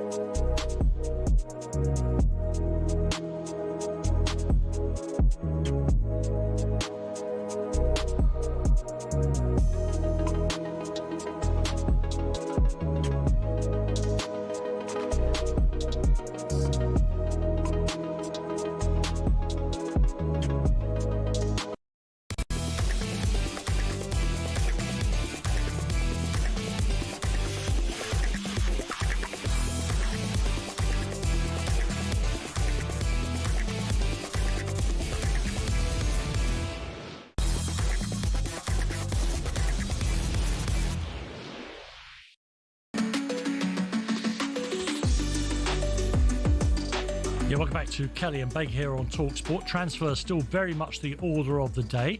Joining us in the studio, so let's be a bit more polite to him than I was to Alex Crook a minute ago. I'm delighted to say our transfer geezer, I suppose you'd call him, host of the Sun Sports Transfer Exposed, is Will Pugh. Hi, Will. Gents, how's it going? Transfer geezer, I like that. It's better than guru, isn't it? Transfer geezer Will Guru, everyone says that now. I've moved on. Transfer host of the Sun Sports, as I say, Transfer Exposed. Transfer guesser. Will Pugh. Now, Will, I want to be nice to you because we've not worked together face to face before. This is true, Danny. Were you one of those people telling me until about 2 minutes ago that Eberechi Eze was joining Spurs? I'm making a list, actually.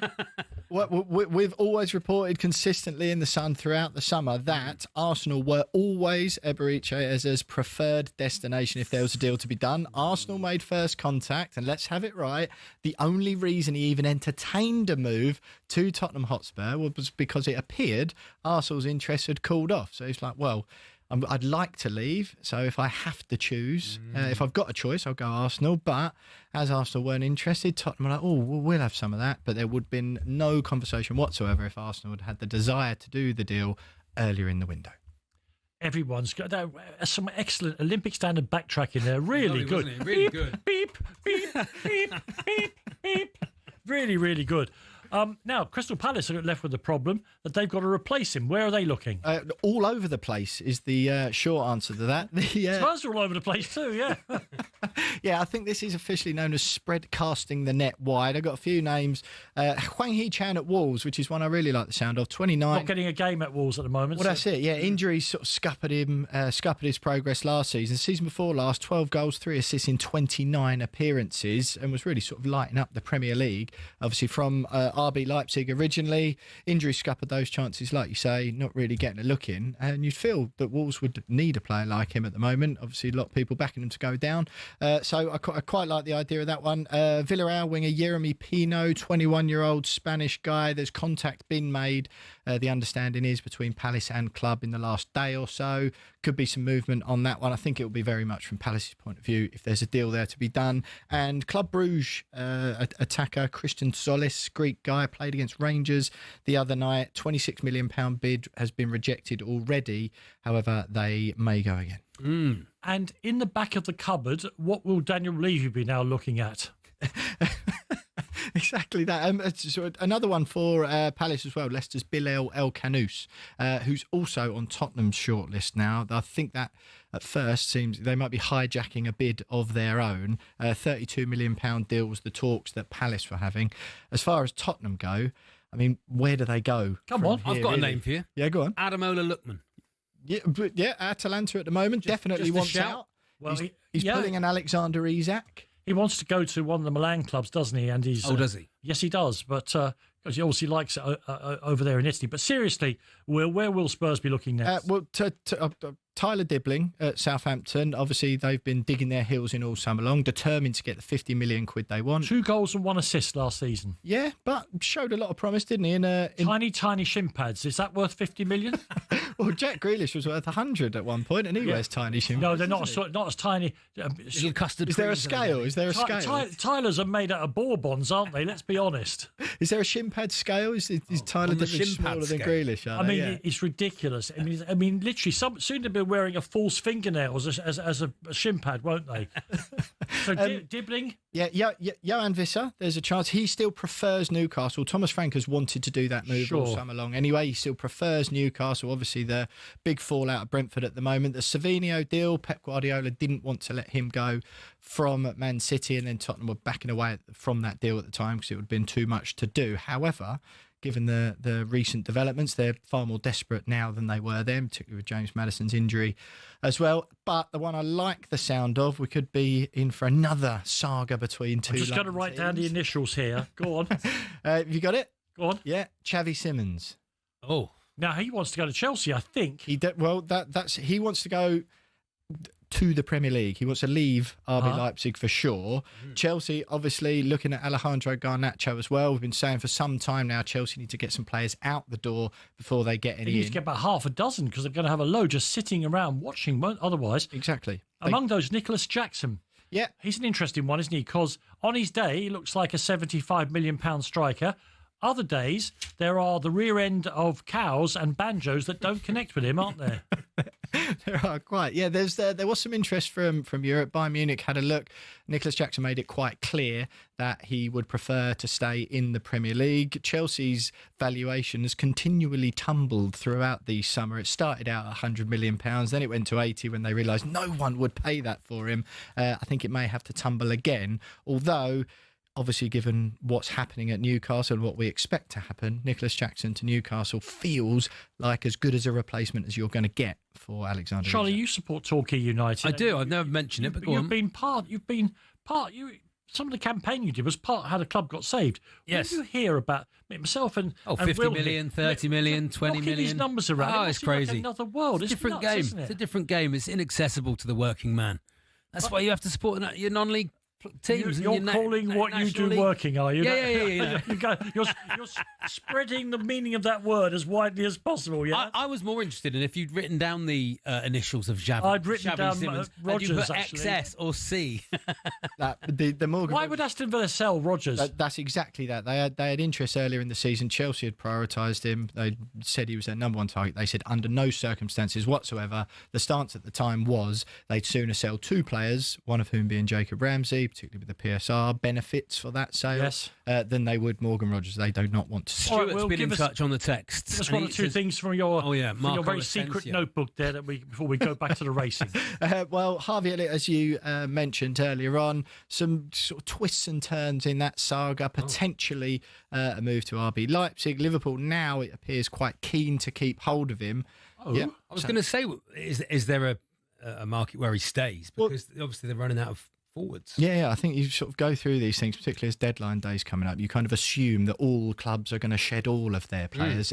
Chelsea as well, closing in on getting 30 million through the door for Renato Vega and Christopher Nkunku. They propose kind of like a swap deal. With the PSR these days, they never do swaps. They're two separate transactions. Yes. But Nkunku back to RB Leipzig might now be on after they initially said no thanks, which could pave the way for Simmons to come in and maybe Garnacho.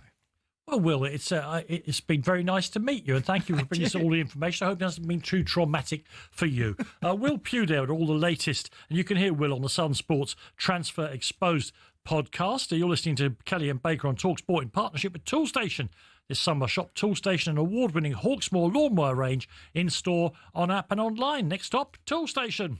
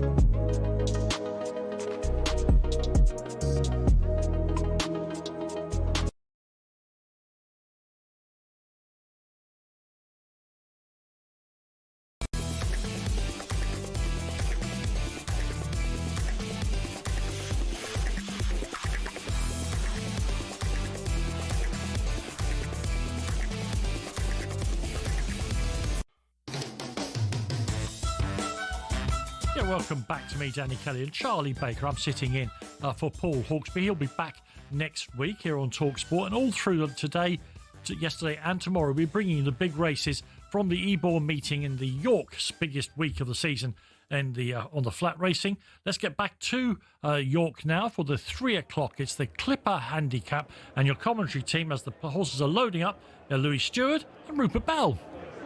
Yeah, welcome back. And for this competitive 17-runner handicap, Sisyphean is a non-runner. Looks an intriguing one. William Haggis and Tom Marquand, when they team up in handicaps, Louis, you've always got to respect. And they've got Bullet Point, who may be a sort of horse who could be heading into more exalted company and is the strong 15-8 well-back favourite. Yeah, very much so. William Haggis is a trainer that targets this meeting every year. He does very well here all the time, so definitely take note on his horses. I believe producer Ross Bellamy tipped one of his winners up yesterday for Mr. Haggis. So a big chance for Bullet Point here. He's a consistent horse. He wears his heart on his sleeve and likes to go forward. So it's a track that tends to suit front runners, which is ideal. There's another horse in this that I quite like called Lead Man for David O'Meara and Danny Tudhope. David O'Meara's won the last, he's won 2 runnings of this race in the last 10 years. So a trainer that normally has a good horse for this race. So Lead Man at a slightly bigger price. I think he's off a good mark here, off 88. Carries 8 stone 13. He is a hold-up horse. So watch out for him closing late on. Some of these are pretty experienced campaigners, and we got ranging from sort of 8-year-olds, so they've been around somewhere. Ramuse is an interesting one for Kevin Stott and Owen Burrows. Lightly raced, just a 3-year-old, had 4 runs, 3 wins, so definitely a horse that may be what they say ahead of the handicapper and could be seen as a bit of a good thing here. Yeah, Ramuse is one of them kind of individuals that has probably a bit more up his sleeve. He's a lightly raced horse like Rupert mentioned, and these horses can be quite sneaky in races like this. They come in here off a nice mark and they tend to improve a massive amount when they're so lightly raced. So it's going to be very competitive. There's plenty of horses you can give a chance for in this, including Old Cock, Rupert. Indeed, nothing wrong with that. Anyway, so I knew you were going to say something like that, Louis. Welcome to the team. Anyway, hope he doesn't flag later on in the race. But anyway, as we get ready for this race to coming forward, I can see Lead Man is going to be one of the last to come through, and also My Al. But the final one coming forward is Lead Man. Not without a chance here, but the favourite is Bullet Point, and Tom Marquand. William Haggis from Yorkshire loves targeting this meeting, and let's see, pretty level break, and looking on this near side, Blue for You right up there. Also Urban Lion on the far side is ploughing just on his own at the moment, just not settling, running a bit free in the early stages, and is now being disputed the lead with My Al, who's come forward to challenge, taking a bit of a restraining hold. Ramuse, Louis, not settled at all, running a little bit green through the early couple of furlongs. Yeah, I'd have thought they're going to stride quicker early on than what they have. Ramuse slightly got his head up in the air, but now the race is starting to develop. He's now dropped it. Well, right at the back, I can see Lead Man's got a lot of ground to make up from there, with about as they make the turn into the straight here, and My Al still leads. Bullet Point is in a good position in second. Then also right up there is Urban Lion, just tracking the leader My Al. So it's My Al who leads from in second. Urban Lion. Ramuse now has started to get into the action. Also starting to pick up a Cerulean Bay on the outside. Still a long way to go for Lead Man to get back into it. Also trying to pick up his Julia Augusta. But now as they come into the races on his own, Urban Lion, also My Al, Ramuse on this near side, Cerulean Bay, and also picking up My Al, still holding on, but Ramuse may just have it. Bullet Point straight quicken on the far side. Bullet Point still out in front is Ramuse. Cerulean Bay's running a big race. Mythical Guest is picking up from the rear, but Bullet Point is wearing them down and may just have a half a length advantage and is striding away to win. That is a good, brave performance from Bullet Point, delighting favourite backers with that hard-fought success. Yeah, what a race. The top two in the market, Ramuse and Bullet Point, took it up from a long way out. It is a track that favours front runners, and Tom Marquand always in a position to point and shoot. Bullet Point, like I mentioned before the race, he always likes to wear his heart on the sleeve. A front-running horse, 15-8 favourite. William Haggis on the board again. Well, William Haggis, I say, loves having winners at his home meeting in a way. Based in Newmarket, brought up in Yorkshire, but that will be a popular success. Bullet Point, definitely a horse who's improving with every run. Takes it, as Louis said, at 15-8 favourite. Next up, our big one, which is the Perth Thames Network, Yorkshire Oaks, just 4 going to post, but a horse in it who is trying to win a 4th Oaks of the season, Mini Hawk. Yes, and thank you very much indeed there to Louis and Rupert. And William Haggis, notable for being only the second most brilliant name in the race. I think it's fair to say. So. Racing TV is the only channel showing every race live from the Ebor Festival at York. This week only, you can join for just £12 per month. Head to racingtv.com/Ebor right now for the details. Okay, now I'm told this happens to me every time I cover for anybody. I ruin their game show. Don't spoil it, Danny. By not paying attention. This is people's highlight of the week. I think we should probably bring Andy in. It's time for the birthday spread. It's time for the birthday spread. Is there music? There's music in a minute. But first of all, we have Andy who comes in. Hello, Andy. Hello, Andy. Hi, Charlie. Hi, Danny. How you doing? Yeah, really good. Yes. And I believe that you're going to explain to me and to the more slow-moving listeners in very, very short time exactly what's going to happen next. I probably will. I've never, though we've done this about 500 times, I've never actually done this. I think Danny's the only one who doesn't know how the game works. Well, I ruined one of Max's quizzes. He had to take it off air after I finished with it. I should All try. right, Danny. Go on. Yeah. There are 10 birthdays, 10 people, right? Yes. Some you'll know. In fact, this week, most of them you'll know. Ooh. You have to guess how old they are. Right.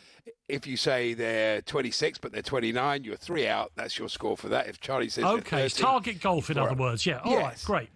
Good. Our scorer is the very great Jeff Peters. He's on the line, I think. Hi, Jeff. Hello, Jeff.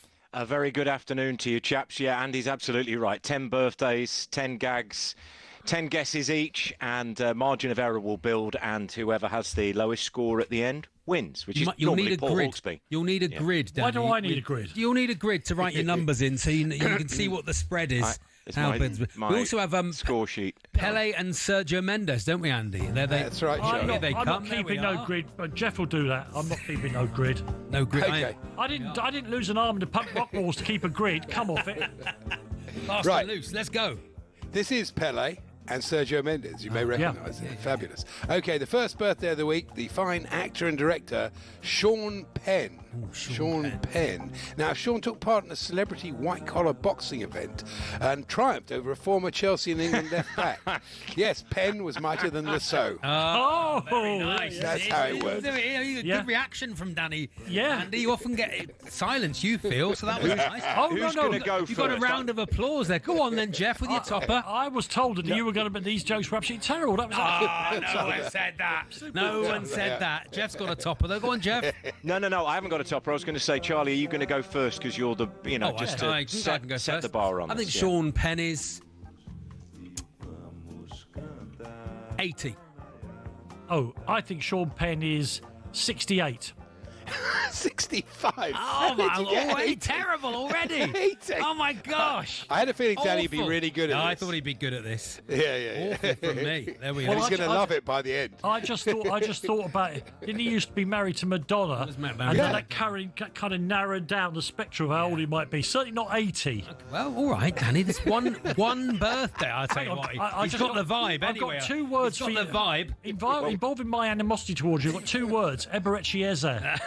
How you started the show. Laughing. By the way, Andy has an in the know. Andy has an in the know as guaranteed he's going to Spurs. Well, do you remember that Monday, Andy? I do, because on Sunday, I can't, unfortunately, I can't say how I know this, but somebody very close to the camp, within the camp, told me he was going to Spurs. So what happened between then and told me that he wanted to go to Arsenal, but said Spurs were in, and Arsenal were in for him. Here is the legendary clip.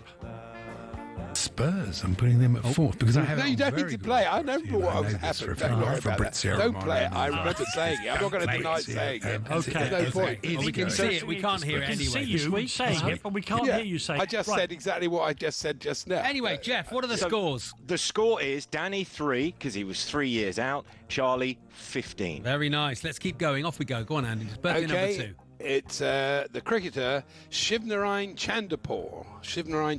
And I was playing golf, actually, with Shivnarine when we bumped into the late, great Bob Bubka. Oh, right. And he greeted us with a, "Hey, Chandapur and Andy." Lovely stuff. You'll go, Danny. You go now. Greatest hits tour today. Ah. Deliberately, I wanted Danny to feel the wonderful. the Got the idea. classics. Already 12 points up. Shivnarayan Chanderpauli, who played for a million years, I'd say he's 55. Okay, I'm going to say 58. 51. Oh, wrong way, Regals. Yes. So Danny 4 out onto 7, Charlie 7 out onto 22. So Danny, you lead by 15. How wide does the gap have to go to before we stop the show?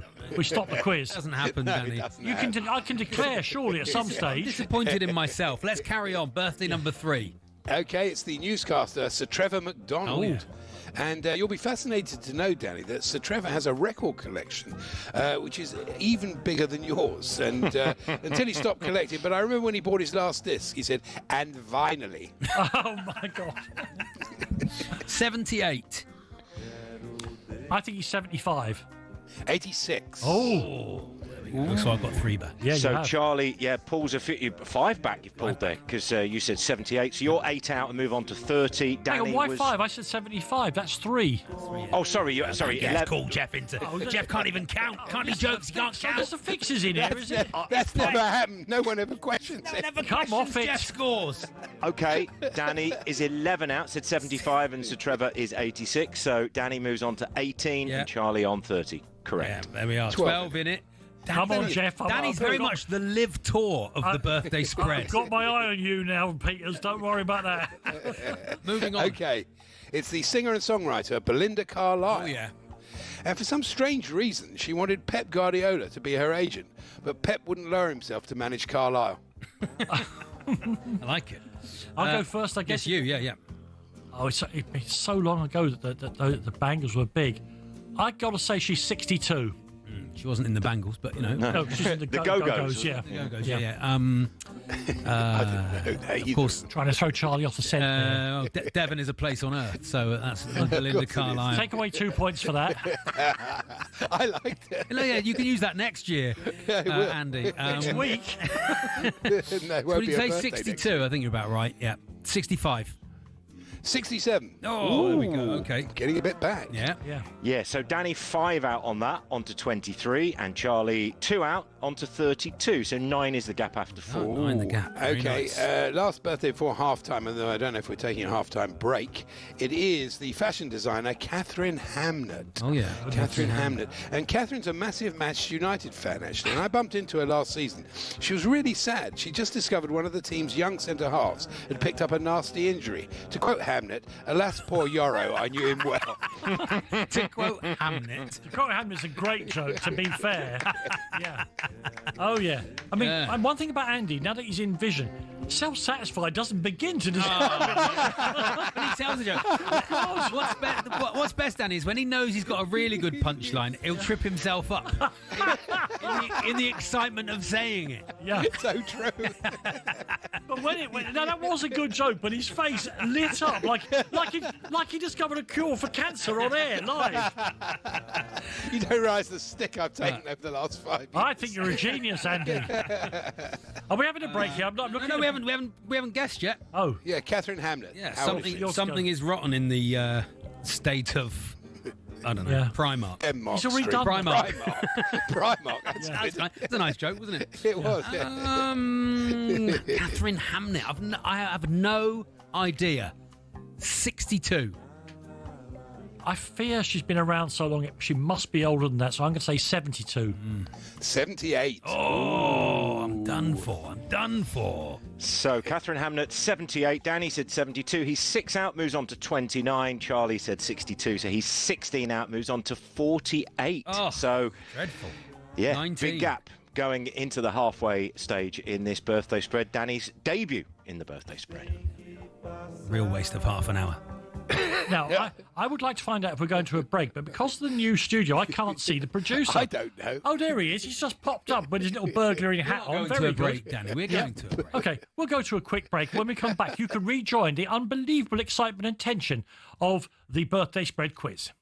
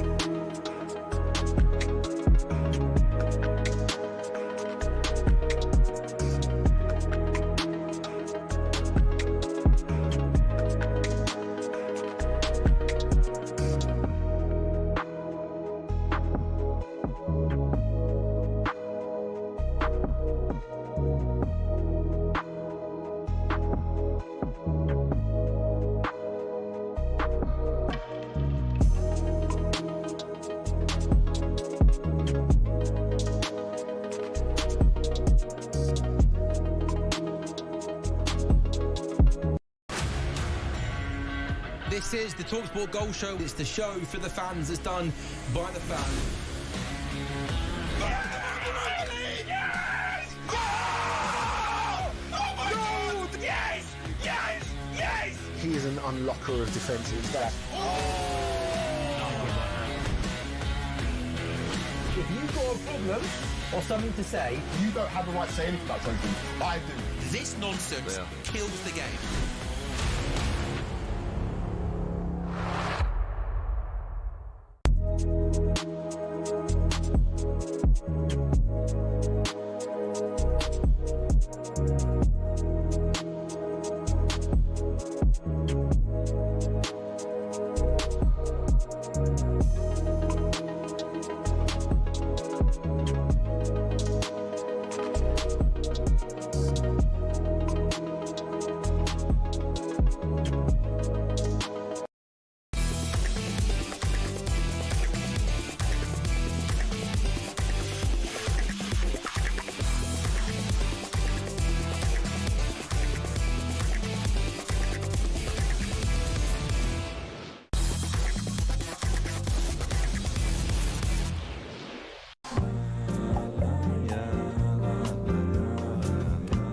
Welcome back to the second part of the almost unbearable tension of the birthday spread quiz between myself, Danny Kelly, and him, Charlie Baker, and some absolutely side-splitting jokes from Andy Jacobs and some quite corrupt scorekeeping from Jeff Peters, from whom I would have expected better over the years, if I'm absolutely honest. He's not even done any of his jokes and he's still getting it. Yeah, Andy, you're up next. What have you got for us? Oh, I'm just trying to adjust my phone there. Oh, okay. yes. Here we go. Hello. Oh, hello. It's the fine TV presenter John Craven. Oh, yeah. John Craven. John Craven. And when we were kids, I took over from John delivering the papers to local houses. Yes, I love doing John Craven's news round. Yes, very nice. Very good, very good. Nice. Yeah. Who is it? Jeff goes first. It is Danny to go Danny first. to go on this first. one. John Craven. I've got to believe he's a man of a certain vintage and antiquity. I'm going to go for 84 for John Craven. I think you're up in the right ballpark there, Danny. Just don't copy me. Say he's 12. You're not allowed to say the same. No. 86. 85. Okay, Ooh. bang in the middle. Yeah, that's very good. Both one out. Danny moves on to 30 and Charlie on to 49. Okay, the rock musician from Deep Purple, Ian Gillan. Oof. Ian Gillan. And Ian was a big mate of Tony Pulis, actually, when Tony was managing the Potters. He told Tony he didn't want to see the team in the pub after the game boozing. He said, I'd like to see Stoke on the water. Very good. Yeah. Nice. I'll try not to have any face there. Very good. You're working now like Jack D, just very, very sort of dry. Ian, I reckon Danny brings friends with him. It's the sort of person Danny would be friends with. Not in this Probably case. goes to his birthday parties, that sort of thing. So I feel a bit thrown under the bus this week, actually. Before they went useless, yeah. I'll tell you, he's going to be more furious than me about Danny winning is Max Rushton, who's the worst player in the whole world, but he's convinced he's brilliant at it. You've turned up just... Yeah, to be fair, Max does have the fact that on the recent the quiz they do about how tall people are. They being me, yeah. I'm in the first quarter-final. I was the first leg against Perry Groves. I got nil. Well, I'm afraid Jeff Peters is not the only one, but Mark Crossley was never 6'4". He was not 6'4". I'll tell you that, but we discovered that. But if Mark wants to give us a ring, tell us that. I think he is 74. Ian Gillan, I'll go 78. He's 80. Oh, I knew he was going to thrash. This is dreadful. Absolutely. I'd like to see Paul play Danny. Thanks a lot, Andy. I'd like to see Max play Danny. And you know what, Andy? You're going to get a chance to do that because Paul and I have decided we're going to do the birthday spread live at the London Palladium. Oh, very nice. Tickets will be on sale in September. Marvellous. Did I not tell you, Andy? What's the scores, Jeff? What's the scores?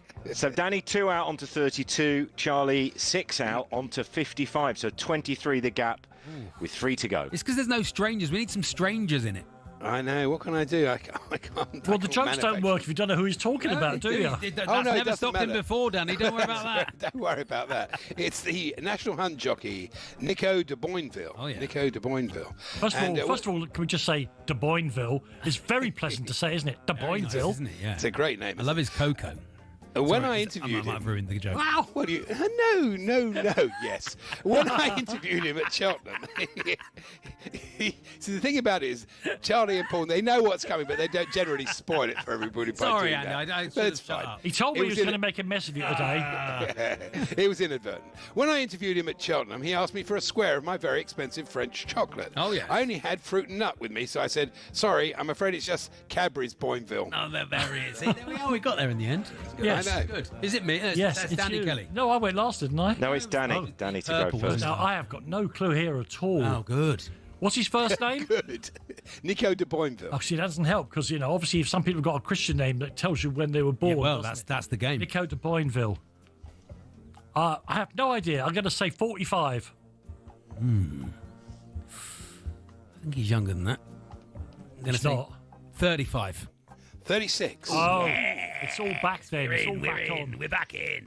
So Charlie closing the gap Did on your this phone one. Did your phone just buzz there? No cheating. No cheating hang in on. any Yeah. quizzes. In any quizzes. Jeff, The what only- are the scores, please? The only person whose phone goes off during H&J is Andy Jacobs at about 1:10 on a Monday, Wednesday and Friday.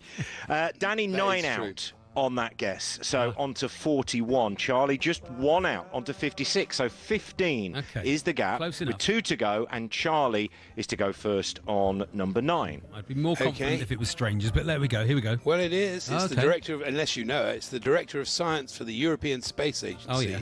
Professor Carol Mundell. Oh, Kaz, yeah. I spoke to Sir Bob Geldof last week, and he shares my dislike of her family. He said, I don't like Mundels. Okay, yeah. Tell me why. Oh, very good. What can you get? Rainy Days and director Mundels. of Rainy Days and Mundels. Her new podcast. Director of Science for where? European Space Agency.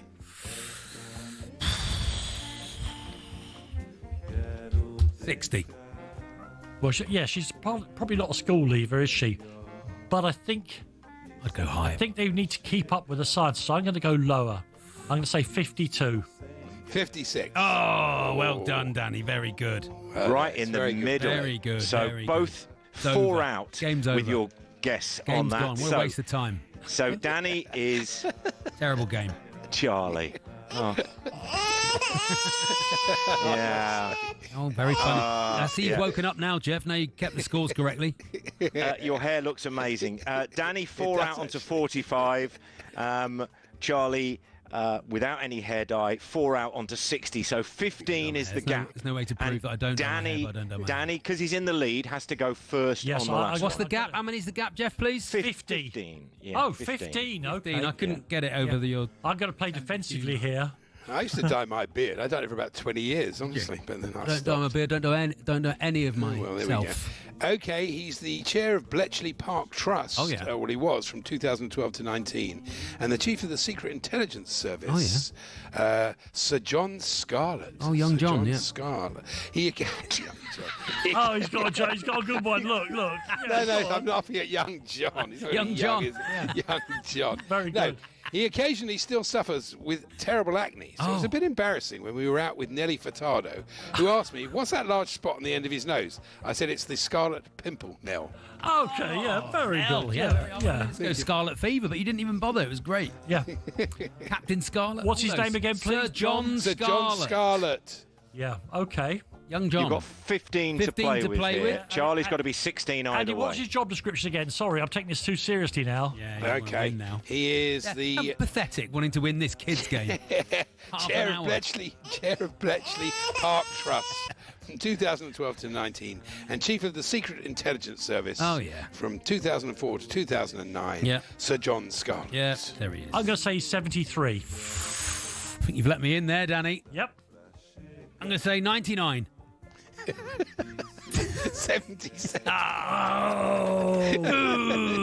Boo. So the final scores, Danny 4 out with that guess onto 49. Terrible game. And Charlie, who's played this game well over 100 times, probably over 150 it's times. Nice to let you people play, though, and let the Charlie old folk finishes in. on 82. So Danny making his debut, wins on his debut. Dreadful. What a joyous start against the Experience. Bring on Hawksby. Bring Hawksby. Get him here now. Come on. It's nothing. I'm going to call him out. Hawksby. Hawksby. You think you're the champion of the game. I can take you. Come now. Pre-season means nothing. Plymouth Argyle beat us 6-0 pre-season. They can't. How's this pre-season? Pre-season for me. Pre-season. Andy, thank you for the jokes. They were remarkable. Terrible jokes, awful scoring. When's Paul back?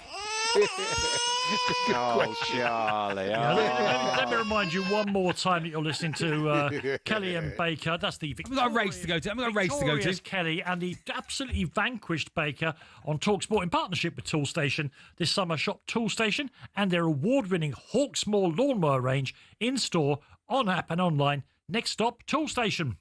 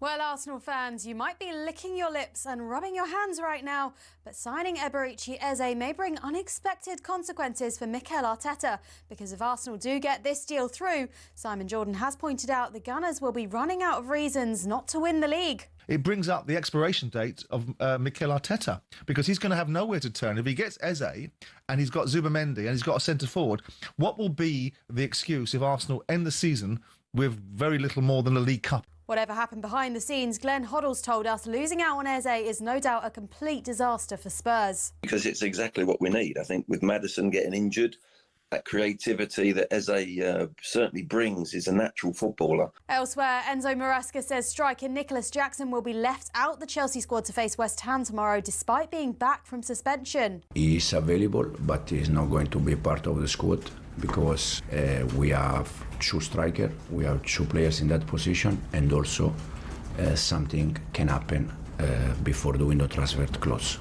Jackson's expected to leave Chelsea after Maresca added Liam Delap and João Pedro this summer, and Nkunku won't be involved either. Remember, West Ham versus Chelsea is live on talkSPORT tomorrow evening. And in transfers, Leeds have confirmed the signing of Noah Okafor from AC Milan. He joins in a deal worth 18 million quid. All your latest is at talksport.com.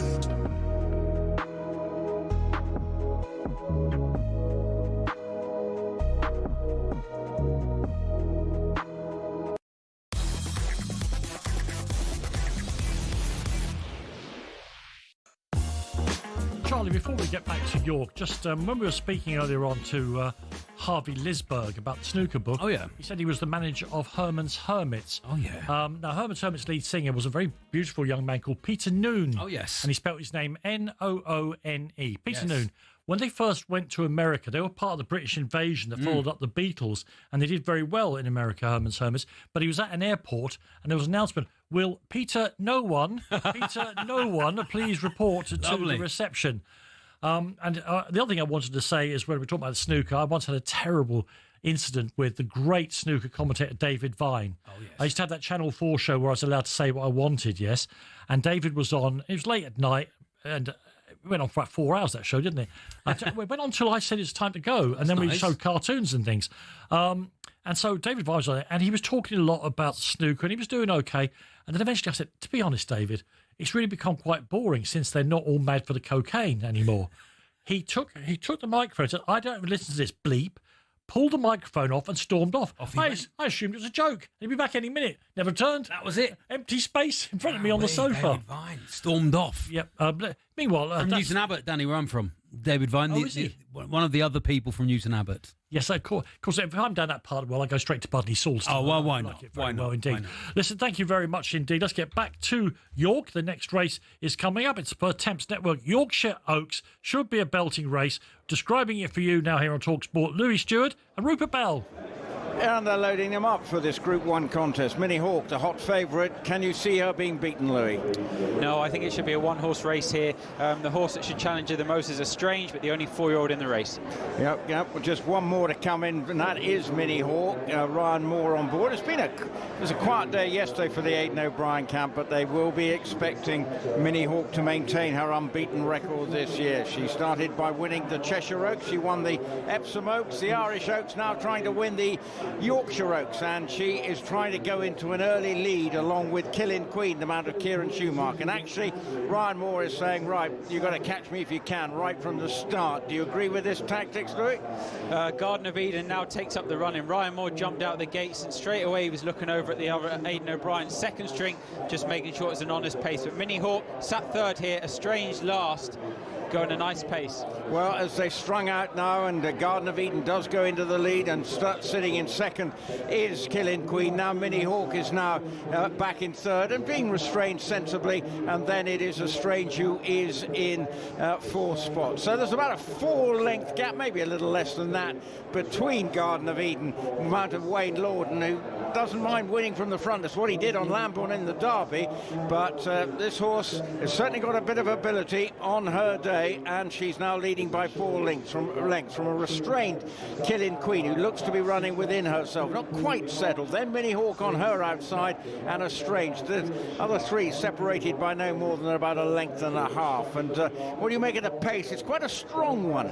Yeah, an honest pace, but an even gallop. This should set up for the best horse to win this race. Kieran Schumacher using his initiative in second just to take back off the pacemaker. Well, and now they're keeping it going strongly out in front is Wayne Lorden on Garden of Eden, leading by 3 lengths. Killing Queen, Minnie Hawk and Estrange, and the Danny Tudhope hasn't moved yet on Estrange to try and get closer to the leader. Now they come into the home straight here, and Garden of Eden has got a 2.5 length lead over Killing Queen, who's trying to get a little closer. Ryan Moore is also trying to inject some pace into Minnie Hawk. Now they're all ganning up in behind, and Estrange looks to be travelling really well within herself. So it's a 4-way go now, all in with chances. Killing Queen looks to be coming under pressure now. Minnie Hawk now trying to challenge with Estrange on her outside. Garden of Eden's race may be done, but Minnie Hawk trying to assert here, and she is, because Estrange has no answer, and Minnie Hawk is striding out now with a furlong and a half to go, and Minnie Hawk is putting daylight between her and her rivals, and she's striding out really purposefully. She is a class act, and you can hear the applause ringing around York as Minnie Hawk makes it 4 from 4 this year, and my goodness me, she is a class act. Estrange tried her best, but just wasn't good enough. Garden of Eden and Killing Queen was outclassed, but Louis, Minnie Hawk just basically galloped her rivals into the ground. Yeah, it was set up like a racecourse gallop. The Aidan O'Brien team got the Oaks spot on here, tactically very astute. Estrange looked to be travelling very well at the top of the home straight. This only 4-year-old mare in the race, but carried a £9 penalty against Minnie Hawk. Minnie Hawk is all class. 4 Oakses now under her belt, and what a filly she is. Yep, really classy act is Minnie Hawk, and obviously been on the go since May, but she still looks, she's got all her enthusiasm. Some big targets likely to await in the autumn. Maybe the Arc could be something that she'll be going for, because she looks a really tough as teak performer, as she's proved once again, winning as the 15-8 on favourite. Aidan O'Brien winning this race for a 9th time. He's won now 5 of the last 6 runnings of this race, and Minnie Hawk is as one of the most impressive of that group of winners. Listen, thank you very much, and thank you for all your work here on the show, Kelly and Baker, for the last 2 days. More to come tomorrow from the boys at York. And I don't know much about horse racing, but the winner there, she is so beautiful. She's got a big white blaze down the front of her face, and her left front hoof has got a big white sock in it. She's absolutely gorgeous creature. Racing TV is the only channel showing every race live from the Ebor Festival at York, and this week only you can join for just £12 per month. Head to racingtv.com/Ebor now for the details. Okay, I've been talking to you all week about what a big week it's been for Scottish football, with 3 of their teams involved in the qualifiers for the next stage of European football, 2 of them in the Champions League. Well, we know Rangers had a calamity on Tuesday night, and last night Celtic drew at home to Kairat, and have got a very, very, very long journey for the away leg. To help us get up to date with exactly what went on, I'm delighted to say our football correspondent from Scotland, David Tanner, joins us. Hi, David. David. Good afternoon, everybody. Okay, David, Rangers was a calamity. This wasn't quite that, but it was also, the danger signals must be there for Celtic now as well. Well, anybody who's been watching Scottish football in this new season will not have been surprised by the performances dished out by Rangers and Celtic. I think they've both been sluggish at the start of the season. The Celtic have got an established team, Rangers with a new team. And so last night's game, which I covered for talkSPORT, I described Celtic as being lucky to get away with a 0-0 draw. And I'm sticking by that now. The fans were absolutely furious with what they were seeing in front of them. They were booing, they were singing "Sack the Board," which will not go down well at Celtic, where the boardroom is notoriously thin-skinned and they do not like criticism. And Brendan Rodgers, had to answer questions about that. But let's be clear about this. Celtic's season has been, in my opinion, in disarray since the day before the SPFL season kicked off, when Brendan Rodgers came out publicly and rebuked the board for the lack of signings, insufficient number of signings that have been made by Celtic. That was incredible at the start of what appears to be his last season as Celtic manager. His contract ends at the end of the year. It was a day when you were expecting Celtic to come out and say, "We've signed Brendan on a new extended deal." Instead, the manager came out and criticised the board. So Brendan's smart, he knows what he's doing, and clearly that was a calculated move. Are they connected to any new players that are likely to come in throughout? I've heard them connected to Jamie Vardy. Is there any truth in that at all, David? Yeah, both Celtic and Rangers have been linked with Jamie Vardy. Certainly, he is the type of player that Celtic need, because if you look at it, since they offloaded Kyogo, former Scottish Player of the Year, of course, Japan international, signed by Ange Postecoglou, he went in January.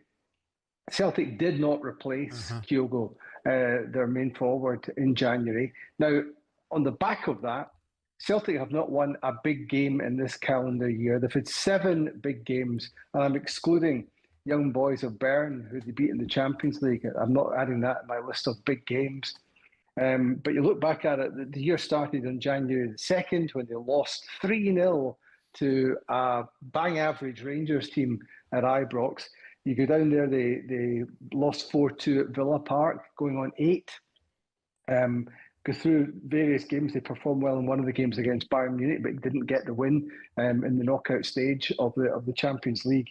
Right the way through to the Scottish Cup final, where Celtic, unbelievably, didn't create any real efforts on goal against a very poor Aberdeen team and lost the Scottish Cup final on penalties. Brendan's first defeat in any competition in 2 spells as manager. So that decline has been happening in big games. Of course, they won the title at a canter. But certainly, since the turn of the year, it's been apparent they've needed at least 1, probably 2 strikers. And in my opinion, at least 1, probably 2 centre-backs. David, what's your gut instinct? Will Brendan get to the end of his contract? Well, I don't think he can leave early. You remember that he left early first time around at Celtic to take the job at Leicester. And that did not go down well with the Celtic supporters. They were very angry about that. And not just the Ultras generation, but the older generation as well. They felt they'd been let down by Brendan Rodgers. So I think he has to see it out. Whether his relationship with the board is fractured, and who knows, given what I've told you about some of his public utterances, maybe he's...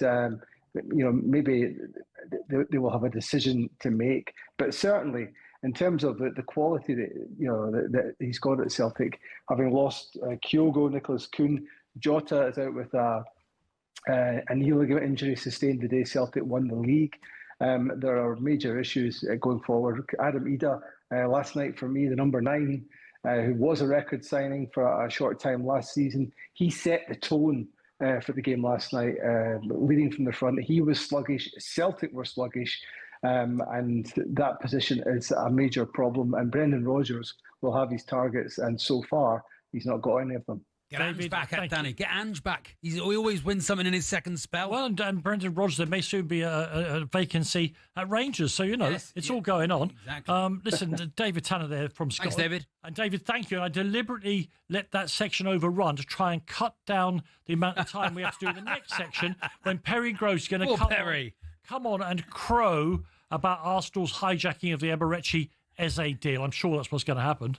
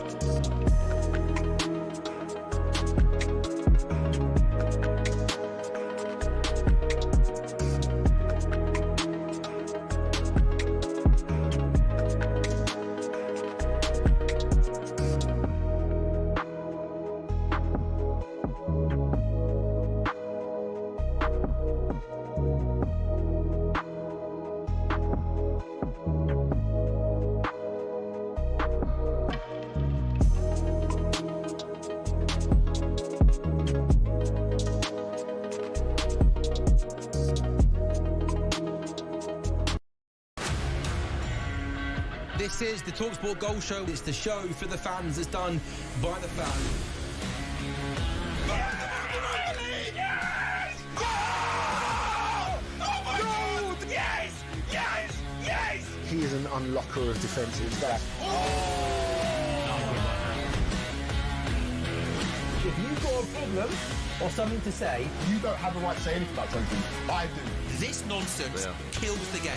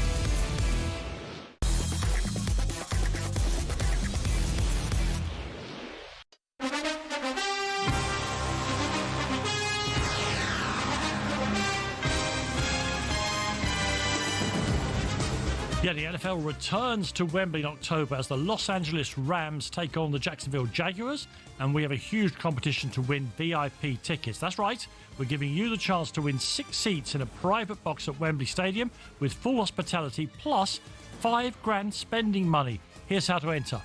18 plus, UK excluding Northern Ireland. For a chance to win, text the word cash to 83338 and you're in the draw. Text costs £2 plus 1 standard network rate message. You must have the bill payer's permission or enter for free by calling 0330 880 3338. All entries must be received by 25th August at 11 p.m. This is a talkSPORT limited promotion run on talkSPORT, Talk and Virgin Radio UK stations. See talksport.com for terms and conditions.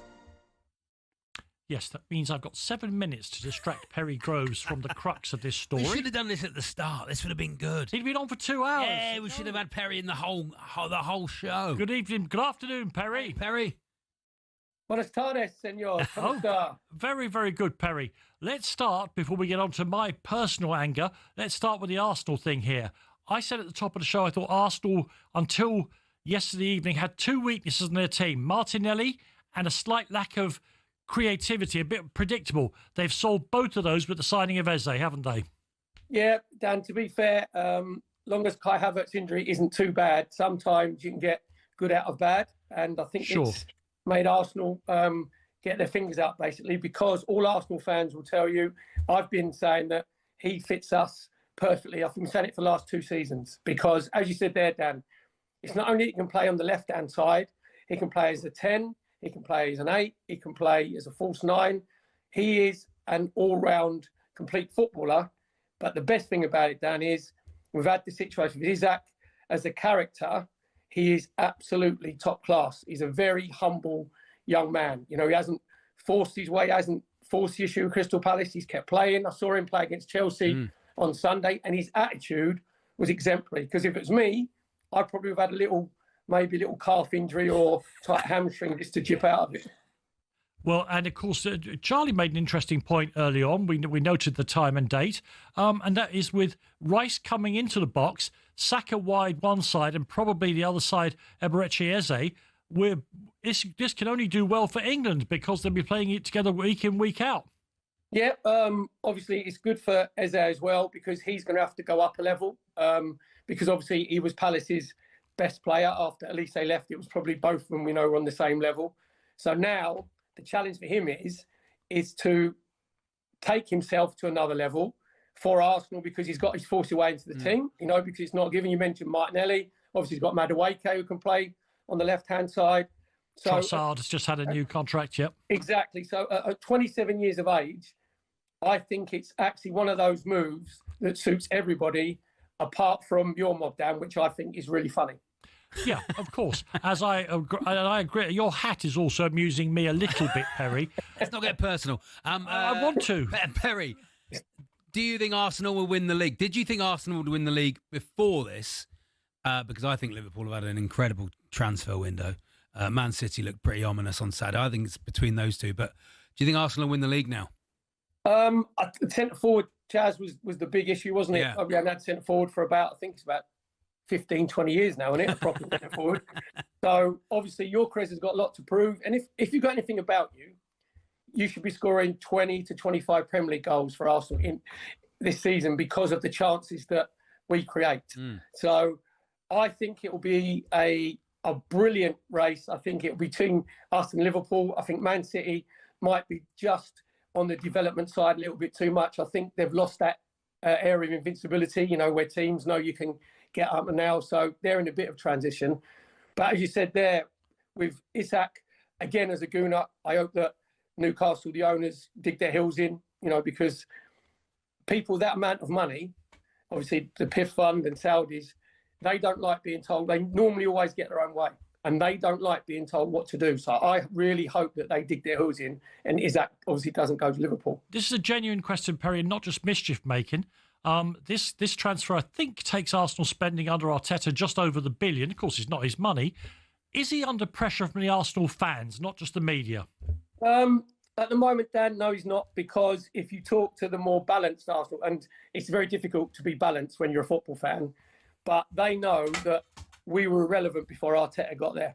We were in the realms of, I would say, we weren't as bad as Man United are now, but we was down in the 7th and 8th positions, you know what I mean? And we're inconsequential.